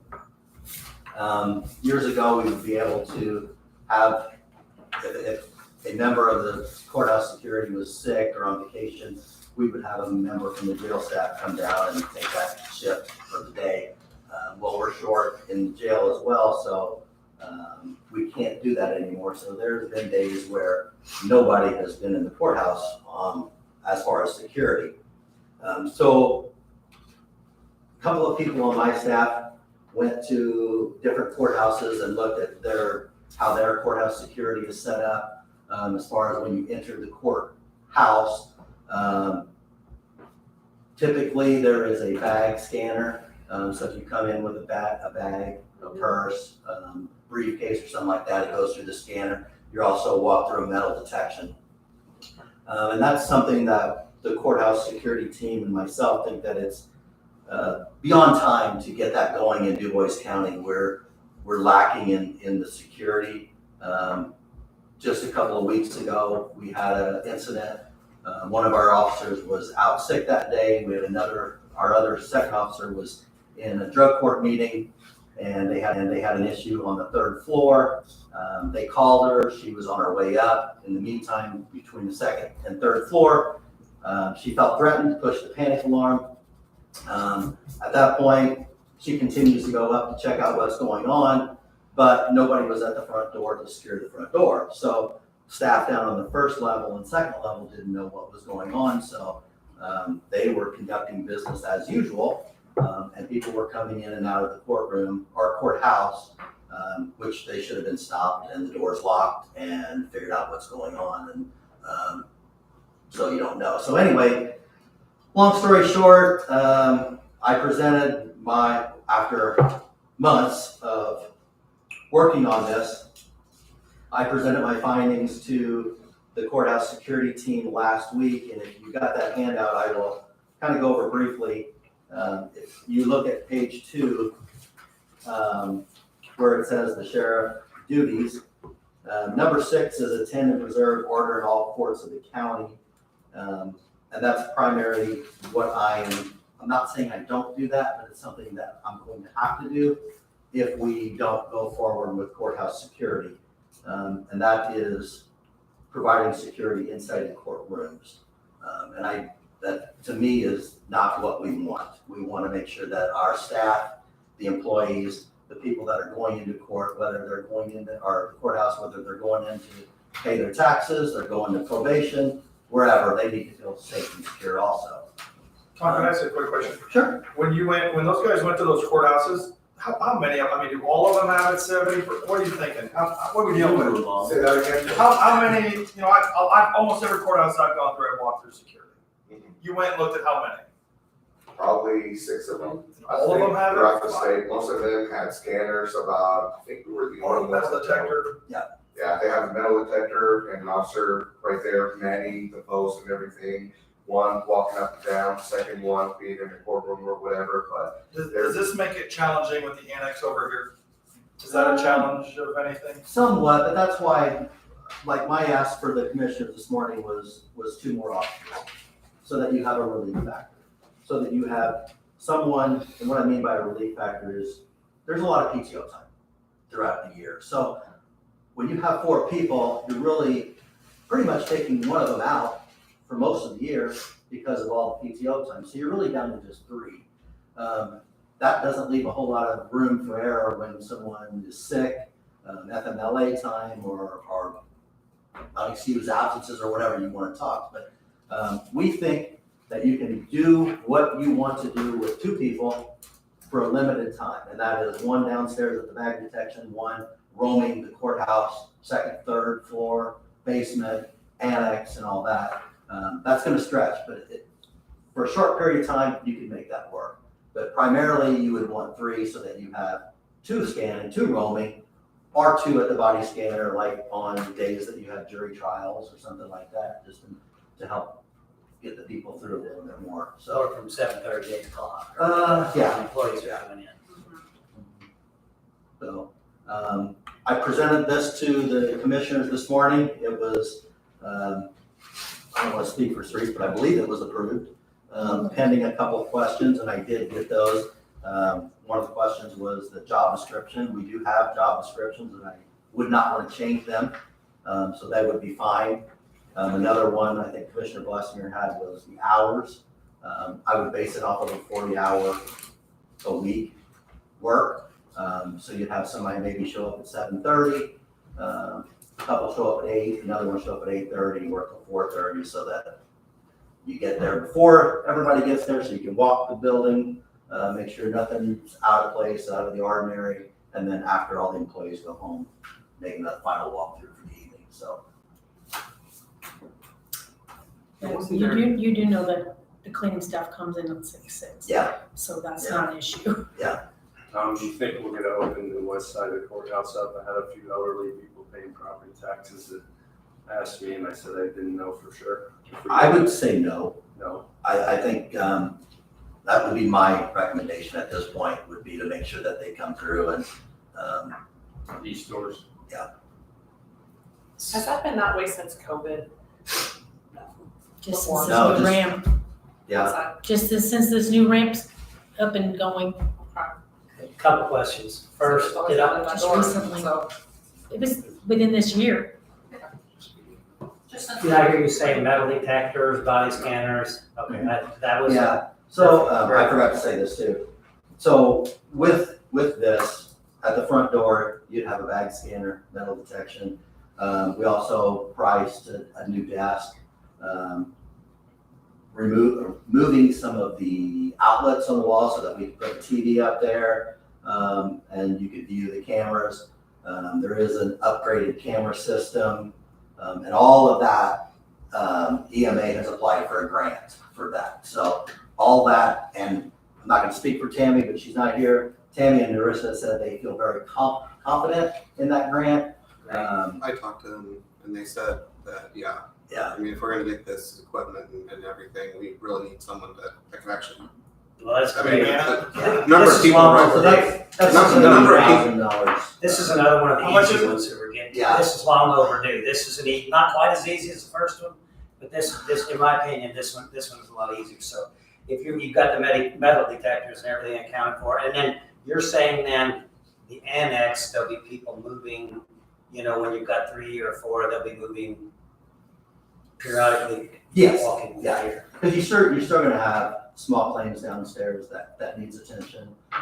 It's a little less up here with the prosecutor's office. You can't just walk back there like you could and there's been some security updates. Okay, I saw your email earlier today about the times. Yeah. Which, and I don't know, we want to be discussing all those here in this, but there was one at the very initial beginning. Would it possibly be necessary to have two from that 7:30 to 8 time slot from all the Yeah, employees? I didn't want to get specific on the time. Okay, But that fair was just I'm gonna let whoever the courthouse, the chief security officer, make that determination. But that's just what I feel like we need them to keep it on a 40-hour. Yeah, okay, fair enough. I wasn't trying to get your business on that. No, It just seemed like when all the I- employees were coming in, because I assume they're gonna be going through the scanners They every should, single day, that would be one of the busy times. Yeah. Okay, and then you alluded to another question. So there, I was looking for like chain of command or whatever. So of the four, one of those will be considered did you say chief security Chief officer? security officer, and then the other ones were court security officers. Okay, And they would be paid the same as basically what the chief is paid now and the court security officer is paid now. So there'd be no pay changes or anything like that. There would just basically be two added positions for the court security officer position. Does that make sense? So there's just gonna be one at the higher pay and then the three others are gonna be Yes. lower pay. Just like it is now. Now it's one and One and one. one now. We're just gonna have 1 and 3. That, and by you doing that, that kind of, I had three things down: accountability, chain of command, and working collaboratively. And I think adding the chief security officer will probably help with all of those functions, because if there's an issue from a department head, then they will have somebody to go to that has an authority to make a decision whether, if someone has a special need. Correct. You know, you hear stories and, maybe they weren't always working collaboratively because, and in defense of your people, are not nobody at fault, but if there was really some confusion on what people had the authority to do or not to do, and you know what I mean, it made it harder for them to work together as department heads or whatever. So I think that might solve some of that problem. Am I thinking correctly? You are. Okay. Do you have a dollar amount on how much the metal detectors and all the other equipment? Yeah, it was. Gonna cost. She put in the grant for that covered all of that. That's gonna cover everything? Yes. Okay. Everything except employees. And it was like, I think, $80-some thousand that she applied for, which is revamping the whole camera system too. And right now, with the two people that we have, we can't do that, and we can't man this equipment and do all the other stuff. We would have to either not use the equipment or be lacking in other areas. Yeah, it's one of those where you don't want to sit it there and not be able to man it. That kind And of- it's something that needs to be there anyway. I do have it. I think wrote down here somewhere the total. What would the contingency plan be, heaven forbid, if you have one off on vacation and somebody's sick and then you're down to two, or heaven forbid, one?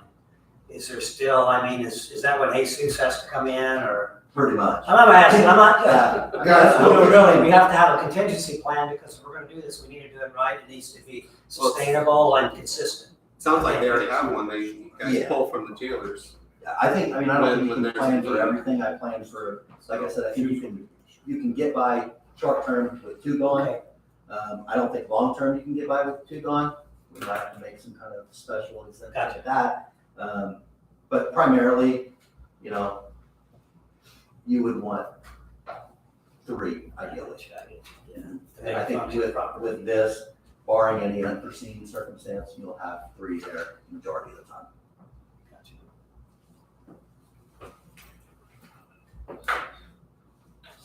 So that's all I have on that.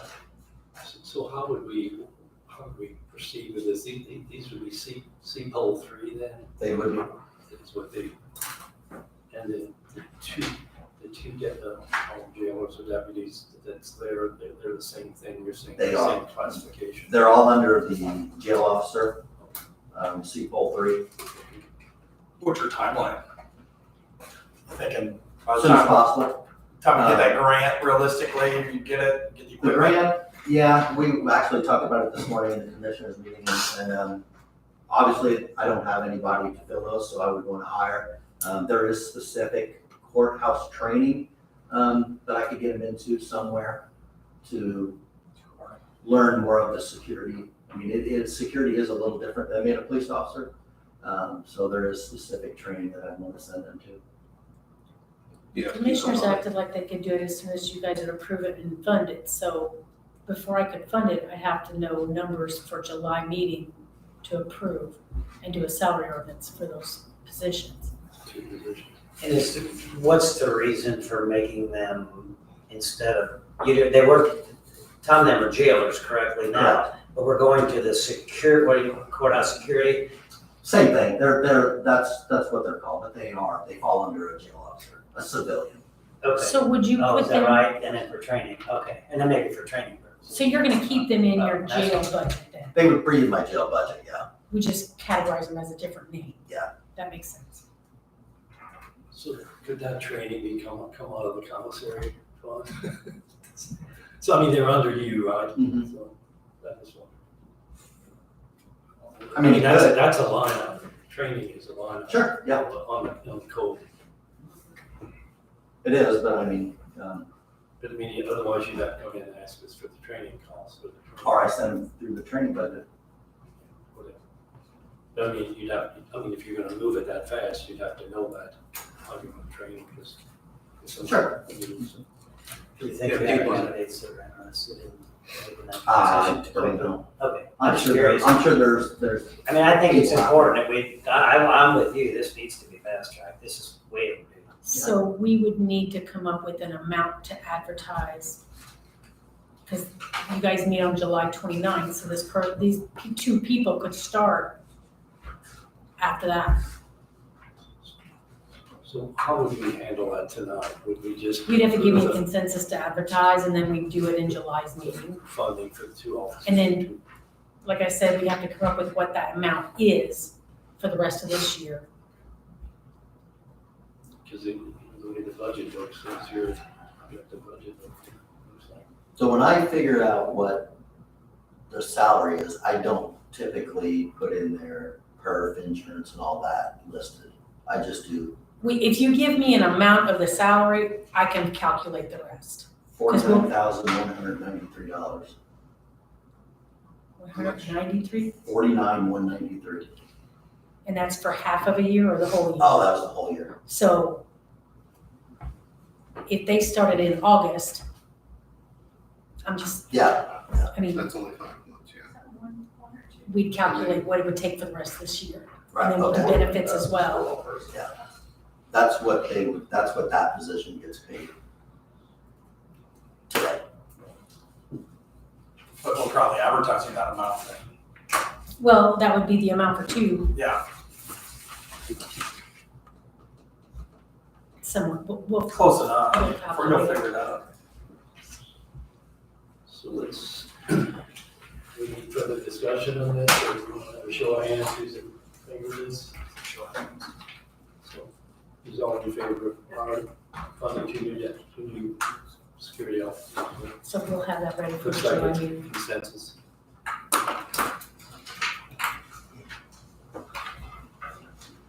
I got a question for you. State Police issued a press release on the Durango oil coolers. Has that affected you guys yet? No, I actually, Matt Crane actually called me a while ago about that, and that's one thing that we have not experienced. We had one issue with the radiator, but they wanted to step hose or something. Poplar one haven't had any major issues with That's- Durango's train. Yeah, I took the yearly pay. But if, Like but 52 we would times. go I keep a close eye on them. we would try to go to the They have beginning of the 40% pay period, of them, because with him, if we hire somebody From that's, what I read. Yeah, well, it was, I think, say a $3.9 jail million or say a for sheriff, people if to we stay. want to make sure on a pay period. Because you can't put them in two different retirements under one pay period. Oh, yeah. So, Did you have anything else? I got one more thing real quick, probably real quick, I know I sent this, I don't have the email or handout for all of you. But I am going to ask, I sent an email about what I would like to do on a one-time bonus for primarily the jail staff that went through 3 years of build process in the last year in extremely tight quarters, a lot of stressful days and nights, and I thought it would just be a welcome bonus from our commissary account to these guys that do a lot of the commissary work and show them the appreciation. I'd like to see if I could spend some, I know you guys did all the handout, I don't have that, but it totaled up to $16,500 in bonuses out of my commissary account. I did contact the State Board of Accounts, and that is a 100% legal thing that you can do as long as the council approves it. I would write a check out of the commissary account to the auditor. They would put that into each one of their paychecks, and that would be the one-time bonus. Any just questions for the sheriff on that? So it would be a one-time from commissary, but then it would go to the, from like payroll, and then Payroll. all the They would be taxed on it, the just, taxes would come out of that. yes. Okay, would the taxes then come out of commissary, or how does that work, or how would that? I have to figure all that. I'm just asking, I just. It would just be an increase in their pay for I'd that have one to have, paycheck. again, I'd have to have a salary ordinance and an additional, so we know to put it in a line item so that we could pay it out of a line item. Because once you put it in county general, it has to be appropriated, so, I don't understand that part, but yeah, I we'll work can't, together on that. yeah, I can't spend something without them saying I can spend it out of county general. That's an appropriation. So you would technically write a check to county general, or, transfer it to county general, then she would Then have to pay. We'd have to make a line item to appropriate it so that we could spend it for that. Should be like a transfer to the county general. The hoops I have to jump through. So that would be taxes and all, in other words, you would figure taxes We'd have and all the to, we'd have to figure ramifications. out perf or sheriff, well, not There would be pension. no sheriff pension. So we'd have to figure out perf and we'd have to figure out FICA and Okay. I'm just asking this, normally it never can be simple, right? Right. that's it. I mean, really, If that's something you'd want to do, it'd be another consensus and we'd have to do it next month so that we can get all the paperwork in line to do it. The only time I remember this being done was with Sean and Tammy during, was it evening flu or was that the pandemic? Pandemic. They worked they were not hourly, so they were working, 300-400 hours over their time, and I don't remember exactly what we gave as a bonus or anything like that. That's the only other time I remember something similar to this being done. Another instance that was brought up is Dana Wood from the Community Corrections. We all unanimously denied that, and she was deserving of the bonus, but now you did say earlier you're different. So if I was to ever give a bonus to a sheriff or sheriff deputy, it'd probably be something related to the line of duty, more so than the construction of the new facility that you guys operate in personally, because that is the difference I feel that you guys endure as county employees. Line of duty, hazard pay, whatever you want to call it. Like I said, out of principle, since Dana Wood didn't get that bonus, I don't think I can vote for it. I just will say one thing, I'm not asking for the county general to pay for that bonus. Oh, you're taking it back. And I was gonna say something earlier, I'm not an expert on constitutional law, but English common law that the United States goes by, you have immense power. So I'm not denying anything that you're saying. Sheriffs, I don't think you've exercised the amount of power that you could if you really wanted to, if you looked into law. I'm not a law scholar, but, so I can kind of see that, that's to your discretion, commissary, of the whole debate we just had earlier. That change, I'll have to think on that for a second. It's your call. I think it would be a wonderful, I would, like I said, it's coming from my commissary, it's not taxpayer dollar. I don't think anybody can relate to what they had to work through the last year and a half. And I just want to show them an appreciation. That's what it is. So when you proposed this, the elected officials were in a couple of them that were heavily involved, mentioned in this. They are no longer mentioned in this, right? Because. I got Can't it, be. yeah, I don't believe Of that. the They can't be. responses I That was just, received, that was something that I did because I felt they played a vital part in our jail, in our sheriff's office. And I know Councilman Claesner gave me the email. I don't disagree that there was a lot of county agencies involved in this bill. I'm only looking at it as my agency from my commissary fund that we generate that funds for. Our jail staff, our employees work to generate that money. And that's where I come from. I mean, it would be simple for me to sit here and say, you know what? We're not gonna sell commissary anymore. That's fine. No big deal. It's gonna make a lot of people upset because our inmates look forward to that stuff. But everything that we give them is legal and all we have to. What we sell them are items that they don't have to buy. They choose to. And that is one thing that our staff does. And that's why there's things like the commissary statutes that allow us to do that because we're not the same as every other county agency.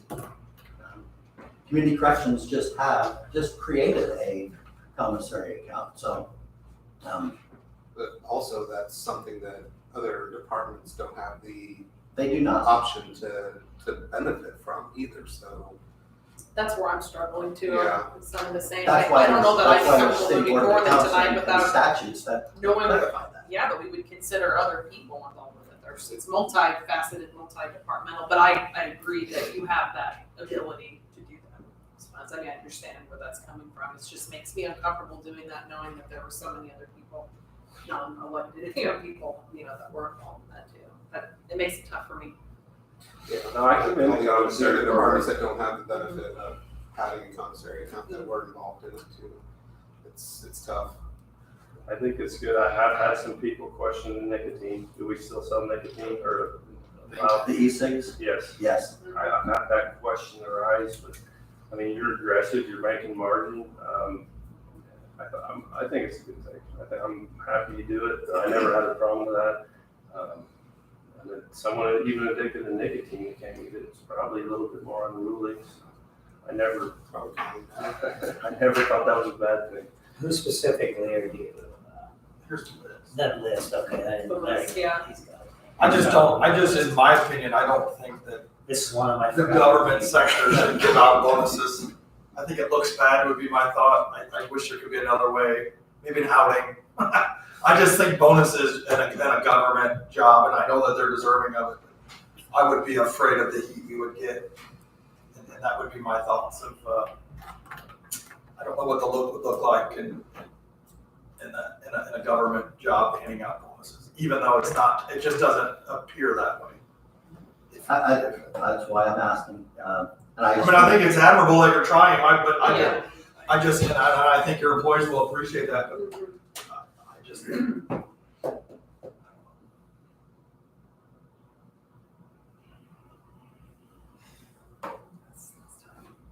Okay, I think that covers that, right? Well, we can vote on it, I mean, it doesn't bother me if you wanna call it to a vote, call it to a vote.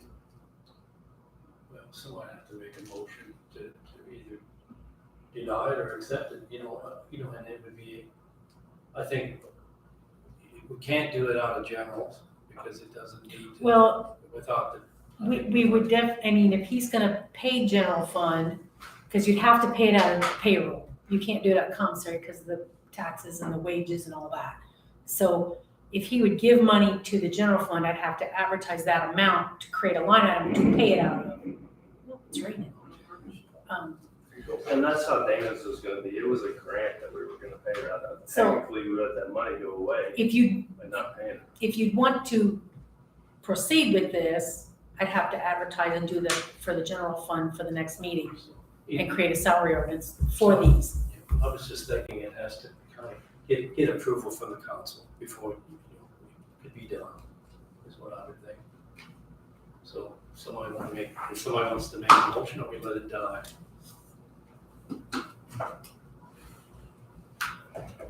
Okay, that's all I have. You have one more thing. I do have one. and I'll tell you what it is. Okay. Last year, they had an accident with one of the vehicles. We received some money in from the insurance company to fix that car. The car wasn't fixed until this year. So now we need to do an additional for $13,130.97 to cover the expense of paying for that. We didn't encumber that money across. So I think we just got it fixed. On that vehicle, the parts were on back order, then the parts people went on strike, and then the place where we had it, people quit, so. What was we had it in the shop for 7 months. What was it? Dodge Durango. So we finally got it. We want to pay the bill and we got the money. We just didn't appropriate it. We didn't carry it across. You need a motion to approve the Um, 13. yes. I'll make that motion. I'll second it. So all in favor, say aye. Aye. Anyone opposed? That was easy. Thank you. Should have led with that one. That was easy. Thank you. Thanks. Thank you.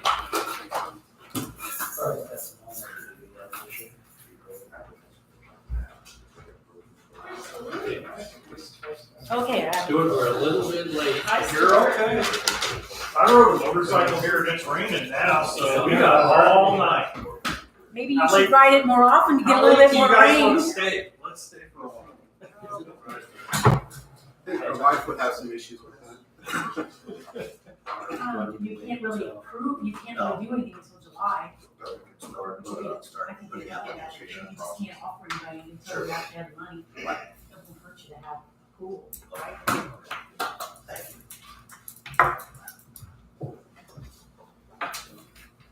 Introduce yourself for the public.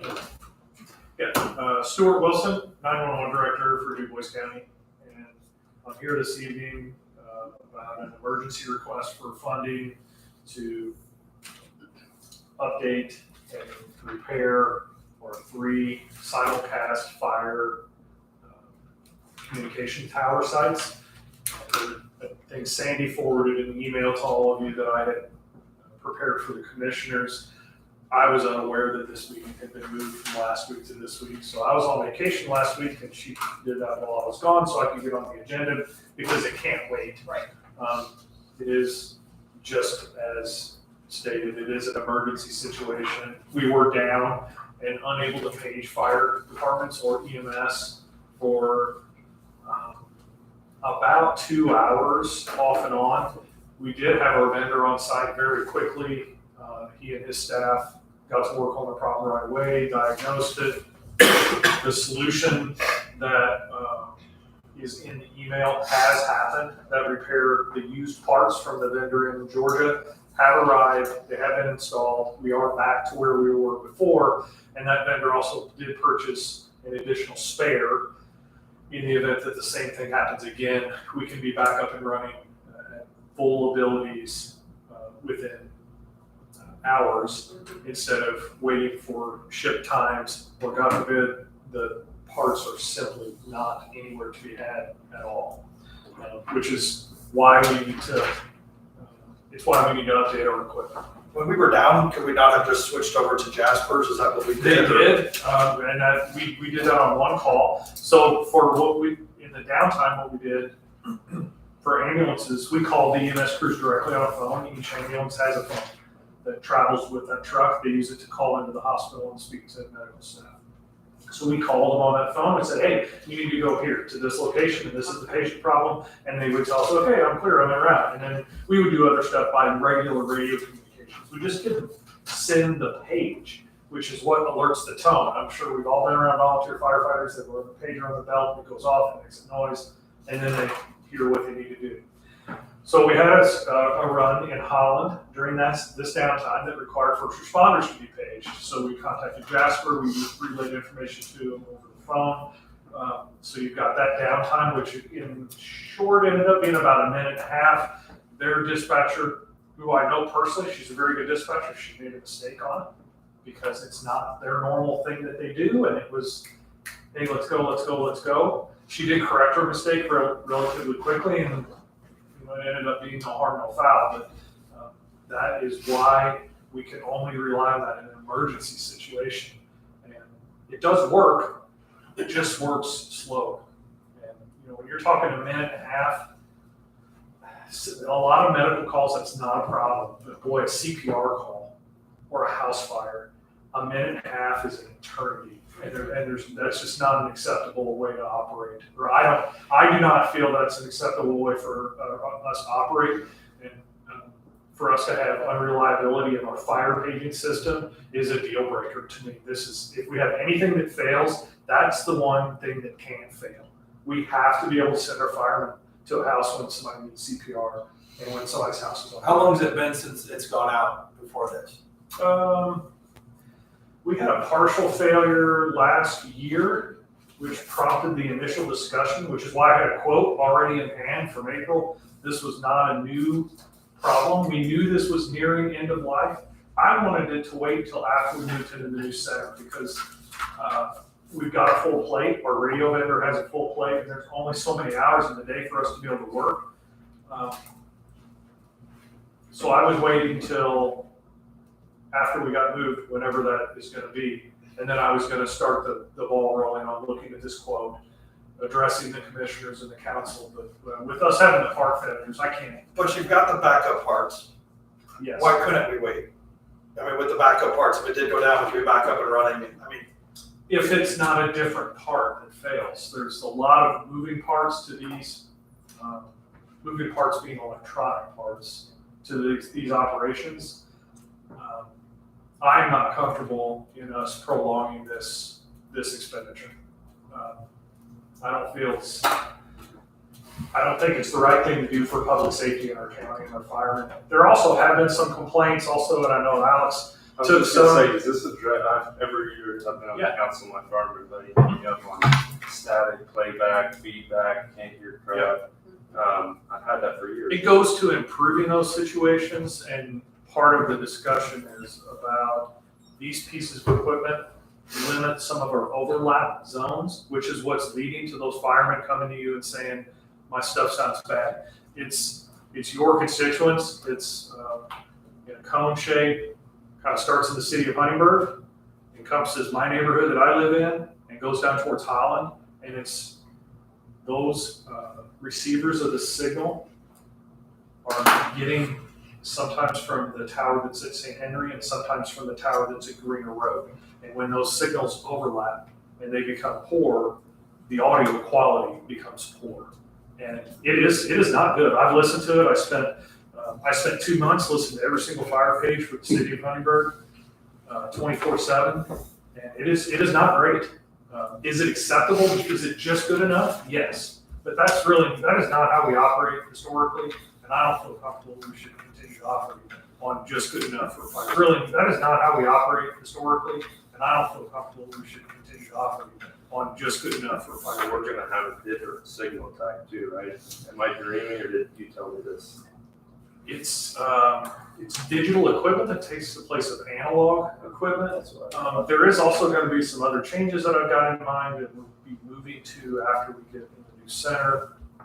We're going to be trying to migrate to some of our equipment, some of our paging to a state tower network. This equipment's going to remain in place for years to come. All of our rural fire departments need to buy different equipment. They do not have the funding to buy different equipment. I don't know. We've got a lot of work to do before we get there. Even if we would move onto that, this would remain as a backup system. With us having backups to everything that we do. Law enforcement operates on the state tower networks, but we maintain a local network that they can operate on. EMS operates on the state tower networks, but we maintain this backup frequency. And we move to the backup multiple times a year. I don't know. We had an extended. I'm trying to think. The last time we were on this backup was Easter Sunday. We had the state tower network let us down, and we had to go to our backup system. So it needs to be fail-safe and just really reliable. It's a big expense. I recognize $185,000 a change. And you say in here, when I read this, I could be reading it wrong, but there's what's it? Tate Advantage? Tate Advantage is the actual, Tate Advantage is a subscription service that you have to buy to get a radio now. So the days of buying a two-way communication radio and programming it and nothing else are over. That is not, that's not something you can purchase anymore. You have to buy a subscription. Otherwise, you don't get firmware updates, you don't get software updates. And if you don't do those updates, that radio will be unusable. 5 of them, I mean, what are they? Those are the radios themselves that are actually in the tower sites. Those, Tate is a manufacturer of two-way communications equipment, really specializing in military stuff for the United States. But they have kind of branched some of their equipment off. Because it seems like it's, I mean, we have $21,000 just for 1 year of Tate Advantage. Yes. So that's for 10 sites? No. Tate Advantage is here on the top, and then Tate Advantage is here on the bottom. I don't know what I'm missing, because one is 1,200, one is 3,000. One's on. And it's 21,000. And then you got the Tate extended hardware through. I mean, that's minimal, it's 300, but Sure. You know, I don't know what the difference is between the one at the first line item and the one that's at the bottom. I don't know. I'll get clarification on it, but I obviously won't be able to do that today. We do it in the morning. Have we, throughout the years, I mean, do we budget knowing that this stuff's gonna happen and we need to upgrade? No, it's never been a budgeted line item. When this system was built out, it was a purchase of about $850,000 in 2016. The project actually started in 2015 with a consultant, through two sub-consulting that studied the entire radio network, crafted the system, and then we purchased it. We didn't even get 10 years out. No. 800,000. I'm actually shocked that we haven't had to spend far more than that on $800. You got to think about $850,000 in 2016 dollars too. Our network, our tower network, is about $1.4 million worth of communications infrastructure in today's dollars. I was thinking the same thing. The fact that we have to spend $185 to update that system doesn't surprise me in the least. I remember when we did all that. Is this comparable, the 800,000, this 186,000, is this comparable to what? I think it would have been in line with, so if we were gonna build out our tower network today, Without the tower? this is the equipment that we would buy to outfit those towers today. This equipment that's failing, that has parts that are past end of life and unavailable anymore, it is old technology, because it wasn't new technology when we bought it, because we didn't want to take the chance and buy brand new stuff at the time that was like cutting edge. So you gotta wait and see how it all sorts itself out. So this technology has been around for about 2 or 3 years, and just now am I comfortable saying, yeah, this is the route we want to go. So the 850,000 in 2016, that was like more than just this Oh yeah. software stuff. Yeah, We're talking the whole. Yeah. So we're explain that, because we're not So comparing apples what we to apples. bought in 2016 was a network of a microwave network that connected all of our tower sites that didn't exist before. We didn't have all these tower sites before. So we bought all the microwave equipment to link all of those sites, which you guys might recognize as a round disc. It's up on an antenna. They're everywhere, but that's what that is. So the county owns a microwave network for those tower sites to all communicate with each other as part of that project. The other part of that project was the actual radio communications equipment at Ringer Road, the St. Henry and Du Bois, receiver sites all over, which there are, there's one in Ferguson, there's one in Huntingburg, there's one in, I don't know, without them in front of me, I have a hard time remembering off the top of my head. And then also we updated law enforcement frequencies, ambulance frequencies, and county highway frequencies. Didn't we just do the, didn't we just upgrade the tornado one? Is that working? The tornado. You and Tammy just did something with tornado sirens. Yeah, the work hasn't even started yet. No, we just budgeted. Yeah. $40,000. That was 40-some grand just for that. Just curious. Yeah, that work hasn't even began. We haven't even. Well, when the heck would this start? Well, we would order the parts tomorrow morning. I we just can't wait. This is, we would order tomorrow. He said the estimated lead time from the vendor is about 4 weeks to get the stuff in hand, and we would start immediately. I mean, it would, this would be without delay. It's too risky. If we can't rely on, we can rely on Jasper as a backup center. You also have to realize that there's a lot of the times of the day that they're staffed at morning. So when there's something in the city of Jasper, and there's something in the county, their responsibility is the city of Jasper. Their responsibility is not us. But the, when you said you wanted to wait until you were in the new place, Yes. only because of convenience, not because Correct. anything would be cheaper or. No, there's actually a Yeah. price increase in July. Because they follow a lot of the state QPA pricing, Tate does. So there's a price increase July 1st that's coming. I think he said it's 5%. July's the state's new fiscal year. Yeah. So if we move on it before July 1, it is cheaper. I don't have pricing that includes the price increase. You said you weren't an early adopter of the technology, but you are 100% confident. I am now. We actually met with representatives from that company at an open house that they hosted in Chandler. We traveled down there, we looked at the equipment, we spoke to the manufacturers. I'm confident in the abilities that equipment has and that it modernizes what we're doing.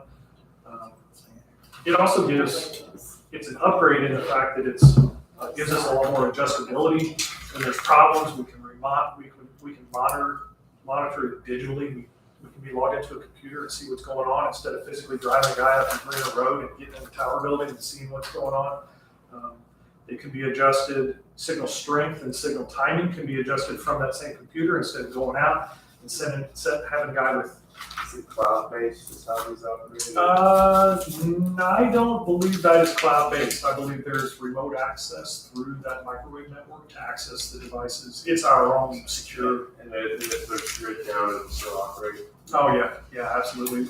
Everything that we have on this simulcast network is generator supported. It's not dependent on data. We are our own 100% independent entity, which is why when the state tower sites, when everything fails, data-wise, we can still operate and never miss a beat. We just put money in the generator.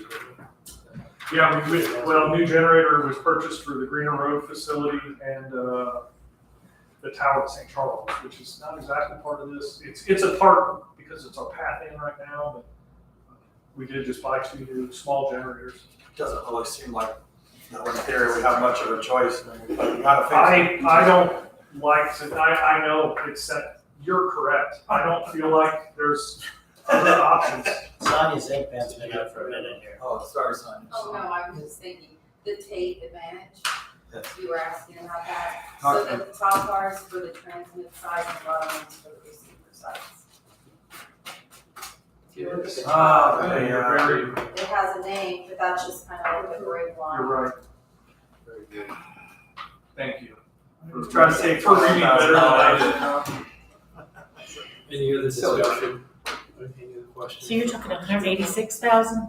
I heard 85 and I heard 86. Well, It's 185,619. I think we 186. We rounded up to 186. So is this something we'll be keeping at the new? Yeah, we'll continue to use it. So I guess I'm gonna make a motion here that we expand this as an emergency expenditure, so we can go ahead tomorrow morning, What otherwise fund? we'd have to advertise this, $186,000 to have this radio equipment at our. What fund do you want to use? ARPA funds. ARPA funds, okay. I like that. Daryl second. So all in favor, any other discussion? All in Okay, favor, say roll. aye. Aye. Anyone opposed? Thank you. I appreciate it. Thank you. Well, the good thing about ARPA is it's already there, Already so. approved. Good. I'll sleep better when this is all finished. I know that it's hard to understand in your shoes, but, Well, we haven't seen you in a little while for employees. How's that gonna go? But don't get him Oh, started. sorry. I had we had a. You had to bring it up. We had a reservation last week, so one of our newest hires, a trainee, she had a lot going on outside of work and she was having attendance issues. And she volunteered over the half this last week. We got a guy Wednesday that we're gonna look at, it's a hopeful prospect. And, sometime, within a couple weeks, you'll see an ad running, because we're out of people.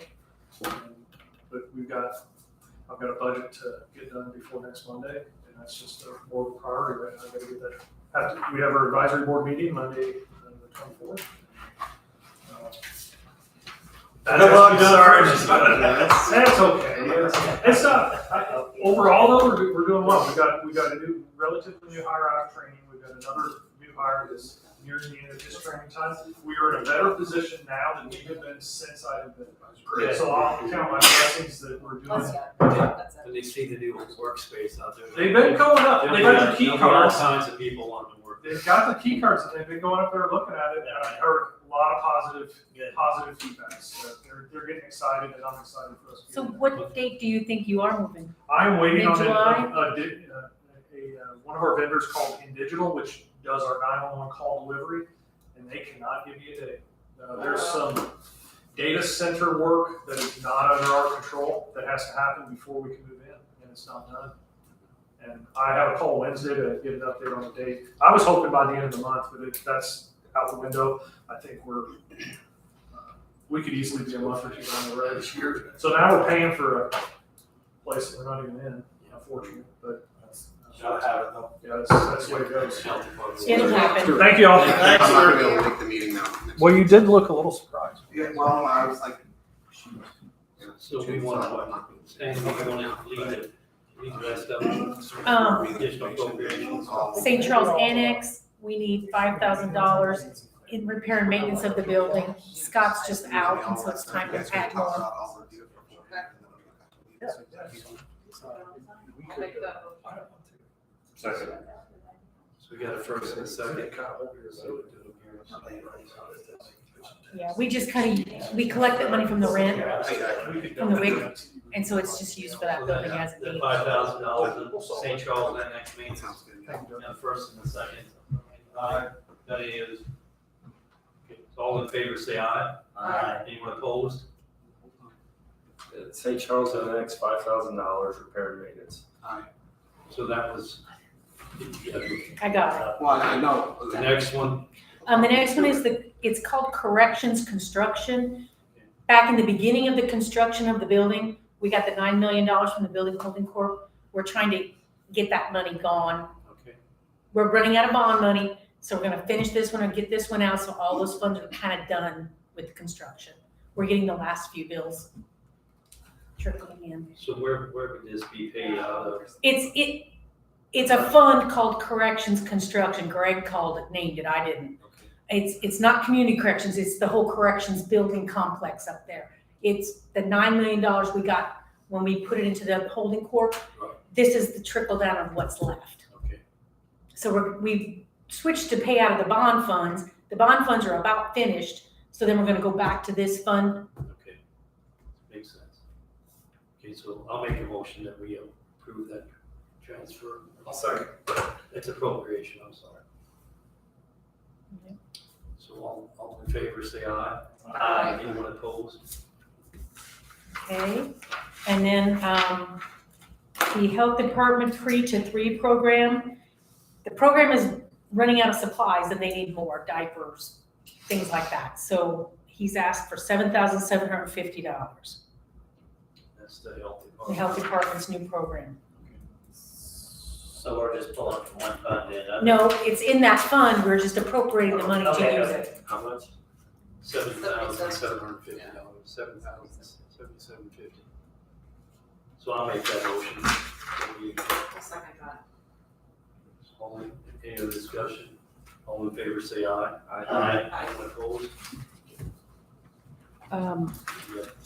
That's all the additionals I have. Transfer. I have 2 transfers. One is from Soil and Water Conservation. They had a person leave as a resource specialist, so they have $4,000 they're not going to be using. They have been using extra comp time and they want to pay out, so they wanted to transfer from resource specialist to comp time. Entertain a motion to make that transfer. Okay. Daryl has made a motion, I have a second. I'll second. Sonia seconded, all in favor say aye. Aye. Anyone opposed?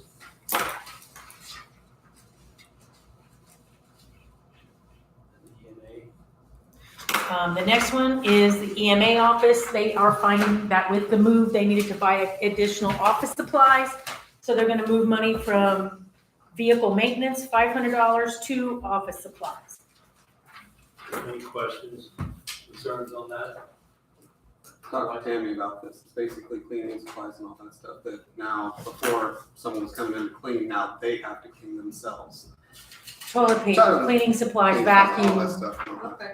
Is that a She's motion gonna- Approve. He's volunteering. She's going to put some of this in her budget for next year, but this will get her through. Yeah, So, have you made a motion? Yes. Okay, Doug has made a motion, I have a second. I'll second it. So, all in favor say aye. Aye. Anyone opposed? That's $500. We've been working with Prosecutor Beth Schrader. Her Victims Advocate Grant is gonna be ending in September. They did get awarded a new grant, but we're finding there was a shortage in the old grant. So she would like to request $10,500, which will be used for salary and benefits to shore up any shortfall in that grant, which will be probably August, September, October, in that, well, not October, August and September. In case there's a shortfall, she'll have money to pay Brandy until the new grant starts in October. It's just like a loan. I think, no, what we do with Victims Assistance Advocate Grant, they pay 80% of the grant. Pretrial pays the difference. Anytime you have a raise or anytime you do an increase in salary, it comes at a pretrial. But the grant only lets you have 80%, so when you go to match it, we're trying to figure out why, because, I mean, you're doing it 3 grant years ahead. Because now you're gonna do this year for October, then you're gonna have all of next year and part of the next year, so it's hard to know how to budget 3 years down Is the road. this what Fritz presented on when we had the shortfall? No, this would be back here, the Victims Advocate. It used to be Brandy Quinn, now it's I'm Stephanie. not trying to get off, I just remember. So it seems like every other year we come up with this shortfall on this grant. It's hard to budget it out because you give people raises. So she asked to request $10,500. If we don't use it, it'll stay in pretrial diversion. And Brandy won't make any more money than her salary ordinance. It's just, and if there's not enough grant money, pretrial will pick up the difference. So would this be related to a transfer or additional? It'll be an additional appropriation. We'll do it for next month. It's just a consensus to advertise for Who's in it. favor of that? So it looks like unanimous. Okay.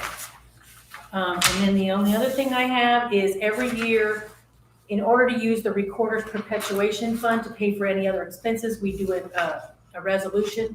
Jackie does an affidavit saying that what money she has will be used for her fund, and then any excess we can use in her budget. So like this would be ordinance 2024-08. I sent that to you ahead of time. Like I said, we do it every year. Yes. I'll make a motion that we approve that. Perpetuation fund.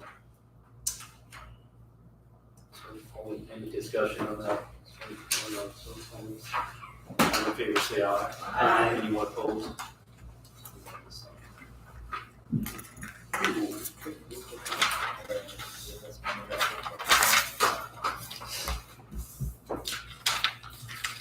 Is that all you have? That's all I have. I think everybody, just a couple things here. I think everybody seen that the Fisher Farms wants to add on, they want an abatement, so we're gonna have a abatement committee meeting. Looks like maybe July 10th is what we're scheduling it for, if everybody can make it. So that we still got that same committee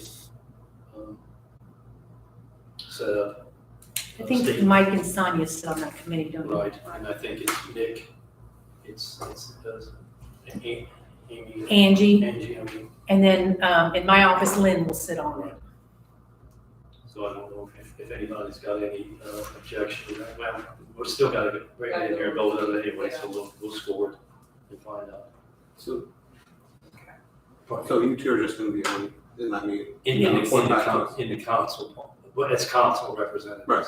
I thought you meant for everybody to come. No. No. I thought you said No, everybody. the committee will meet and we- score the applications, and then if it scores and meets, then they'll bring it to you as a whole. At the end of July. Applications, and then if it scores and meets, then they'll bring it to you as a whole.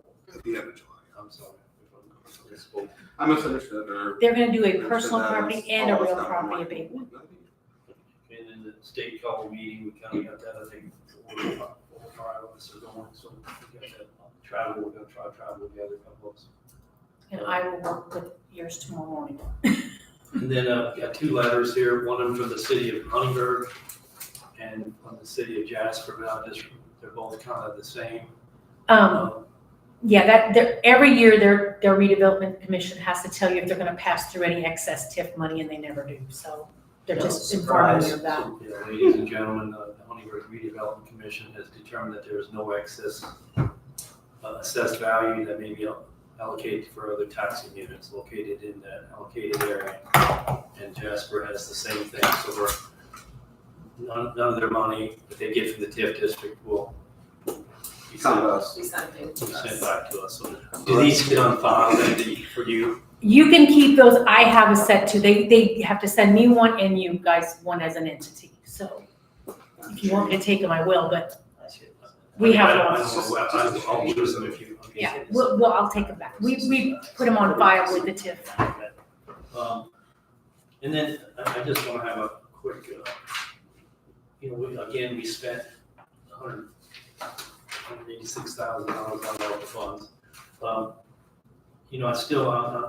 said something to Sandy the other day. I'm just concerned about finding these ARPA funds obligated by the end of the year. I don't know if it's wise for the council to sit here in November and kind of come up with that we've got, $500,000 that we can't return we have to return to the government. And I think this is, again, talking with the auditors from state audit. They see that's kind of a concern for all counties, because if you don't have it obligated by the end of the year, you got to return it to the federal government. So what I'd like for you to think about, or if we could start doing this possibly, is pay our health insurance out of the ARPA funds. And that's going to save the general fund, and then we could still track, kind of what we talked about. Maybe tracking this money that we spent or obligated for some of these things that maybe we know when the sewer district then needs money, we could say, well, we put in $2 million in the general fund, or we didn't use edit funds, so that we would feel better about pulling that back out of and appropriating it for. If we put those if we do that, can we not take money out of the general fund into a line item for the sewer district? Absolutely. So like we put 10,000 in, we take 10,000 out. That has no timeline on it? Well, you'd have to appropriate it every year in your budget. Like next year, we could budget $1 million. If you say you take $1 million for health insurance this year, you could in your budget put $1 million for the regional sewer district next year. I thought that's maybe what we would do in August. That we would set aside. That's a great idea. That keeps it so clean, and there's a clear understanding and clear for everybody out in the audience that, So we don't. We don't lose. Right. And it's probably best that we get, not to get rid of it, but I mean, that we obligate this. It would be nice to get rid of it. We're all tired of it. How much is left? With the We terminal probably, ARPA money? well, I think there's about 3 million in there, but some of that, about 1.5 million that's already obligated Yeah, I think that's. on things. So there's probably about 1.5 million. But like projects like this, you keep chipping away at it. Right. That's what I was kind of wondering, how, Good idea. before this, what was left over, so about $1.5 million. I meant, Every year. I pulled some reports Friday, but I didn't have time to. We got to put in another 500,000 in our health insurance. So I mean, why not? And I think that's gonna come because it always comes at the end of the year where we don't have enough. So like I was telling Mike and the commissioners this morning, it's very easy for me to spend $1 million on health insurance right now. Because every month I'm sending between 300 and 400 or 500,000 on our claims and expenses. It's a good idea. I think we should. I mean, well, when. And there's no better people to spend it on than your employees. Yeah. I'm fine with it as long as we're tracking it, as long as we're doing, So you know, creating. I will create a thing to move it into health insurance and start spending it.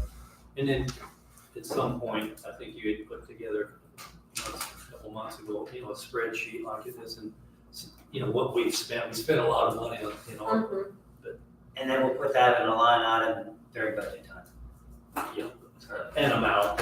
Yes. Or we don't have to put it all dollar for dollar, but I think we put some. Now, I don't know if you guys want to put that under your budget or if you want to put it under the commissioner's budget, that we can work on that.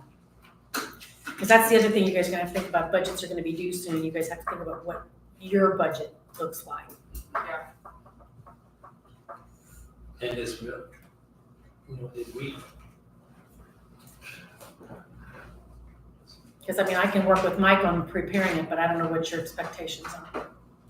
what about, maybe I missed this or overlooked, did we say where the 500,000 out of it,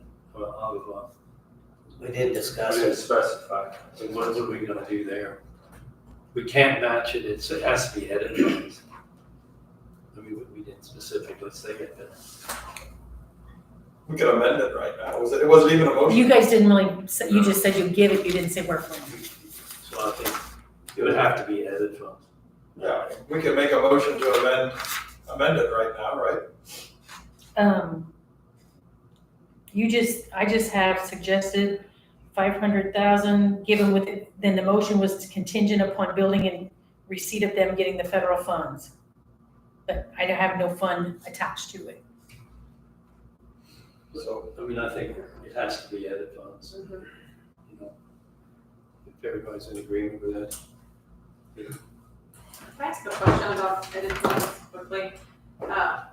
Someone had brought this up once recently. Do we have a minimum amount that we like? We used to say 7 million, but I don't know if that would keep that anymore or not.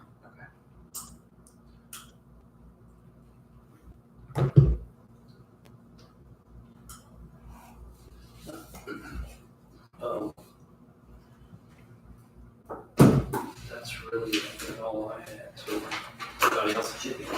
Council, have any?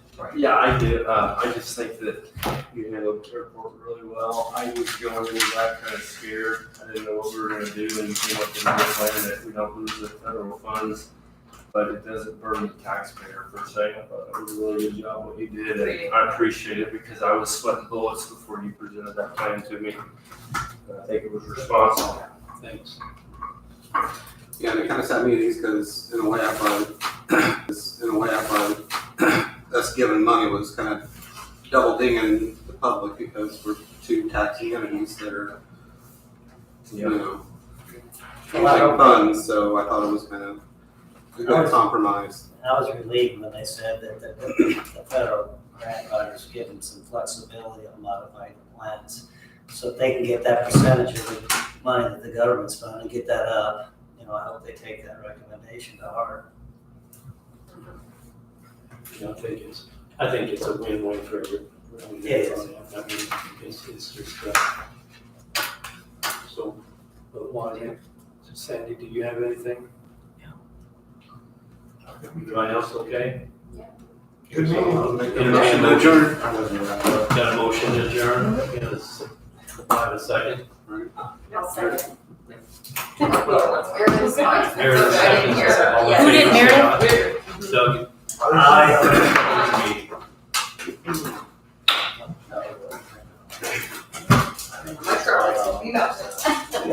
I can enjoy it again tomorrow without fear. Well, we might have to be buying